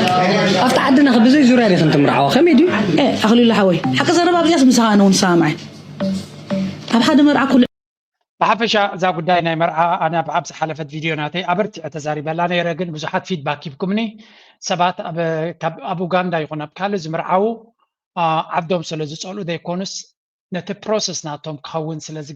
سلازي حجزيو زبالكمني أنا ونمعرمتك حتى لا يدلي أنا بحكي حزن مخنياتو تي إميجريشن إيرترا بقليلو تمنسي كوات كاو تمرعو سلازي كالت بروسس سلازي يسرح ندقق كون ولا ون منكس إيرترا تفكير الكون يكال دي يكالنا يفلتني يجن تزعبي يتسقم مست بروسس ناي تسب تتعاز مخانم سنقركمني زيا يغرتك حتى تدلب حلفنا يوغاندا مرعى قربت اللي تسمي إنه زيس كم زكونا يقبوني لتزاري بنيرة برا أبريالي تجن things have to change سبعة كم تزلهم كنتات قاد اللوم أبعدنا تزخون دس بلنا جن تكون النركعة مردان معتردي كم سوز خيد أتحساس بمزرابن أجد داسيو نايلومي أرسي من البات بس بلا أرسي ناتن كيف نازلنا أبوز حرساتن كيف نالنا من البات نمو داتا مزانة بدكتور شارون كود كندي مولاد حيش انت بحشن وسلسته لا سلسله اخر ميجرن ولد جالزم بس عم تلو بعد صاروخه كم عبايم كعبيهم سقينا نولد يقول عم سبرخات يزمت زبلو خالو ابزي جلس جنا ሰብ ክንደይ ይወድድ መዓስ ይወድድ ብደገ ኮይኖም ከምዚ ውሳኔ ይወስን ኢሎም ዝቕስቅሱ ወላ ብቐጥታ ይኹን ብተዘዋዋሪ መገዲ ግና ብዛዕባ ፍርያዊ እምነት ናይ ወዲ ሰብ እቲ ሰብ ከይተረድኦ ውሳኔ ዝውስኑ ሰባት ኣለዉ ለው ብዛዕባ እዚ ክንደይ ቆልዓ ተወለድኩ ይሕሸኒ ትብል እዋናዊ ዘረባ ክንዛረብ ኢና ንምንታይ እዋናዊት ኢለያ ምክንያቱ ወርሒ ሓምለ ጁላይ ማለት እዩ ዓመታዊ መዓልቲ ህዝቢ ዓለም ተባሂላ ትባዕ ሰብ ብዛዕባ ዝቐፃሊ ሕቶ ዝዛረቡ ሕቶ ስለዝኾነ ከም ወትሩ ክሳብ መወዳእታ እትከታተሉኒ ብክበዚ ስለዝበሉ ክልተ ቆልዑ ከዓ ጥራይ ስለዝወለዱ ማለት እዩ ዓዲ እንግሊዝ ተሸሊሞም ንቑሓት ዜጋ እዮም እዚኦም ሓላፍነት ስሙዖም ተባሂሎም ተሸሊሞም ኣብ ዜና መፅኡ ነይሩ እቲ ዝሸለሞም ትካል ከማ እንታይ ኢሉ እዚኦም ሲ ንካልኦት ስድራ ኣብነት ክኾኑ ኣለዎም ውሑዳት ቆልዑ ምውላድ ሕጉስ እዩ ዝገብረካ ዓለምና ዘለዋ ትሕዝቶ ኣይትብርኮግን እያ ተቢዖም ከምዚ ውሳኔ ስለዝወሰኑ ኢና ሸሊምና ገለ ኢሎም ብዛዕባ ዓለምና ሕጂ ምግዳስ ፅቡቅ እዩ ዓለም ከይትብከል ምክልኻል ፅቡቅ እዩ እዞም መፃብቲ ሕጂ ክልተ ቆልዑ ጥራይ ምውላዶም ምክንያቱ ንዓለም ሓሊሙላ እንድሕር ኮይኖም ኣነባብሮኦም ከመይ እዮም ጥንቁቃት ድዮም ገለለስ ሸገር ኪሬስ ኮይኖና ዝነብሩሉ ገዛ ሕጂ ገለ ምስ ረኽቦ ኣብ 3 ሄክታር ኣብ ዝበፅሕ ገዛ ዝነብሩ ገዝኦም እዩ ዘለኹ 3 ሄክታር ሕጂ እቲ ናይ ስፍሓት ናይ ሄክታር ጥራይ ኮነ ገሪምኒ ኣብቲ ገዛ 16 ሽንቲ ቤት ባምስ ባልዩ ማለት እዩ ባድሩ ንብሎ ኣሎ እዋ ንስኹም ዳ ኣብ መሓቅኹም ዲኹም ለለ ክልተ ቆልዑ ሰብ ክወልድ የብሉም ትብሉ ዘለኹም 4 ቆልዑ ተዘለውኩም ሞ በቃ 30 ሽንቲ ቤት ገረብ ዘለኹም ገሌለ ገሪምኒ ሕጂ እዚ ገዛ ዓብዩ ነዚ ገዛ ተባሂሉ ዝጠፍእ ንዓለም ክብክል ፋካ ዶክተር ሻሮን ኣቤሮ ባኳ ከምዚ ክንደይ ክንወልድ እውን ክትብል ትኽእል ትኸውን ግን ነዚኦም ሴሌብሪቲ ነዞም ሮያል ፋሚሊ ሰሚዕካ ዝውሰን ውሳነ ልዑል ጥንቃቐ ዘድልዮ ክልተ ዲኻ ክትወልድ 4 ብፍላይ ኣብ ደገ ኮይንካ ትቁጠባውን ይውስን እያ ብዓድና እንተኮይኑ ግን ሰባት ንሕና 7 ነርና ኣብ ገዛና ደይ ዝወለደቶም ማለት እዩ 7 ኢና ብኸመይ ዓብይና በዚ ናይ ሕጂ ኣተሓሳስባ ንክትርድኦ ከቢድ ግን ካብቶም 7 ዝዓበዩ ሎሚ ነደይ ኩልና ክንጥውራ እቲ ዝቐለለ ጥሮታ የድልያ ዋላ ሲስተም የድልያ ክልተ ተወሊድካ ግን ምናልባት ካብ ክልቲኦም ከይትረክቡን ትኽእል ኢኻ ኣብ ደገ እንተኮይኑ እቲ ሲስተም ካሊእ ኣብ ውሽጢ ዓዲ ግን ኣይሆብ ኣብ ዓድና ዝያዳ እቲ ሰብ ከምቲ ናይ ቀደሙ ሓሪሱን ዝነብር እንድሕር ኮይኑ ብፍላይ ከምቲ ቀደሙ ክቕፅል ግን ኣብ ከተማታት ካነ ጌርኩም ናይ ገዛ ክራይ ሽግር ስለ ዘሎ ኣቡታት እውን ወለዲ ኢልካ ፀቕጢ ክትገብር እውን ቁሩብ ክብድ ዝበለይ ዝብልካ ብዙሕ ፊድባክ መፂኒ በዚ ኮይኑ በቲ እዞም ሃብታማትን ምሁራ እዞም ሴሌብሪቲን ዝብልዎ ይትስምዑ ንሳቶም ካሊእ ሂወቶም ዝዛረብዎ ካሊእ ናይ ሎም ኣርስቲ ኣብዚ ኩድየ ንዶክተር ሻሮን ድማ ተንኪ ብዛዕባ እዚ ፍርያዊ እምነት ብዛዕባ ኩሉ ኣርስታት ትገብሮ ከመስግና ይደሊ ኣብ ብዙሕ ግዜ ኣብዚ ቻነለይ ሪያክት ገይረላ ይፈልጥ ኢና ነይረ ግን ኣይ ቲንክ ኤቭሪባዲ ኖውስ ኣገዳሲ ሰብ ምዃና ስለዚ ናተይ ሪኮመንዴሽን ዘየድልዮም ሰባት ኣለዉ ቢካዝ ዴይ ኣር ኦልሬዲ ባይ ደምሰልቭስ እስታብሊሽድ ተፈላጥነትን ክብርን ዘለዎም ሰባት ስለዝኾኑ ግን ሰፖርት ግበርዎም ምባል ድማ تعبيت هيكون إلو مارس يا بزكو دي أبكالي الرغبنا thank you very much مزيا بفلو يدي سرحوا أنا سرح كوان زيا دما أنا سرح كوان جن سريح ما بسوشيال ميديا رخيبة باقي رخو دي thank you very much دس كايلون نزيا زجبر كه thank you إيرتراو نزل بعد ما فتوو أي تفتوو تقبلوا أي تقبلوا إيرتراو نزل بعد ما نطل and we are proud of it we are very very proud of it إيرتراوي عود حبني حزني ذكة حزني حبني عود حبني عبر غنيون عبد السلام نفسي مصالحون زبني السلام عدل زلون راخ السلام وقنا اللون فكلم حبر اللون إيرتراو نزل بعد ما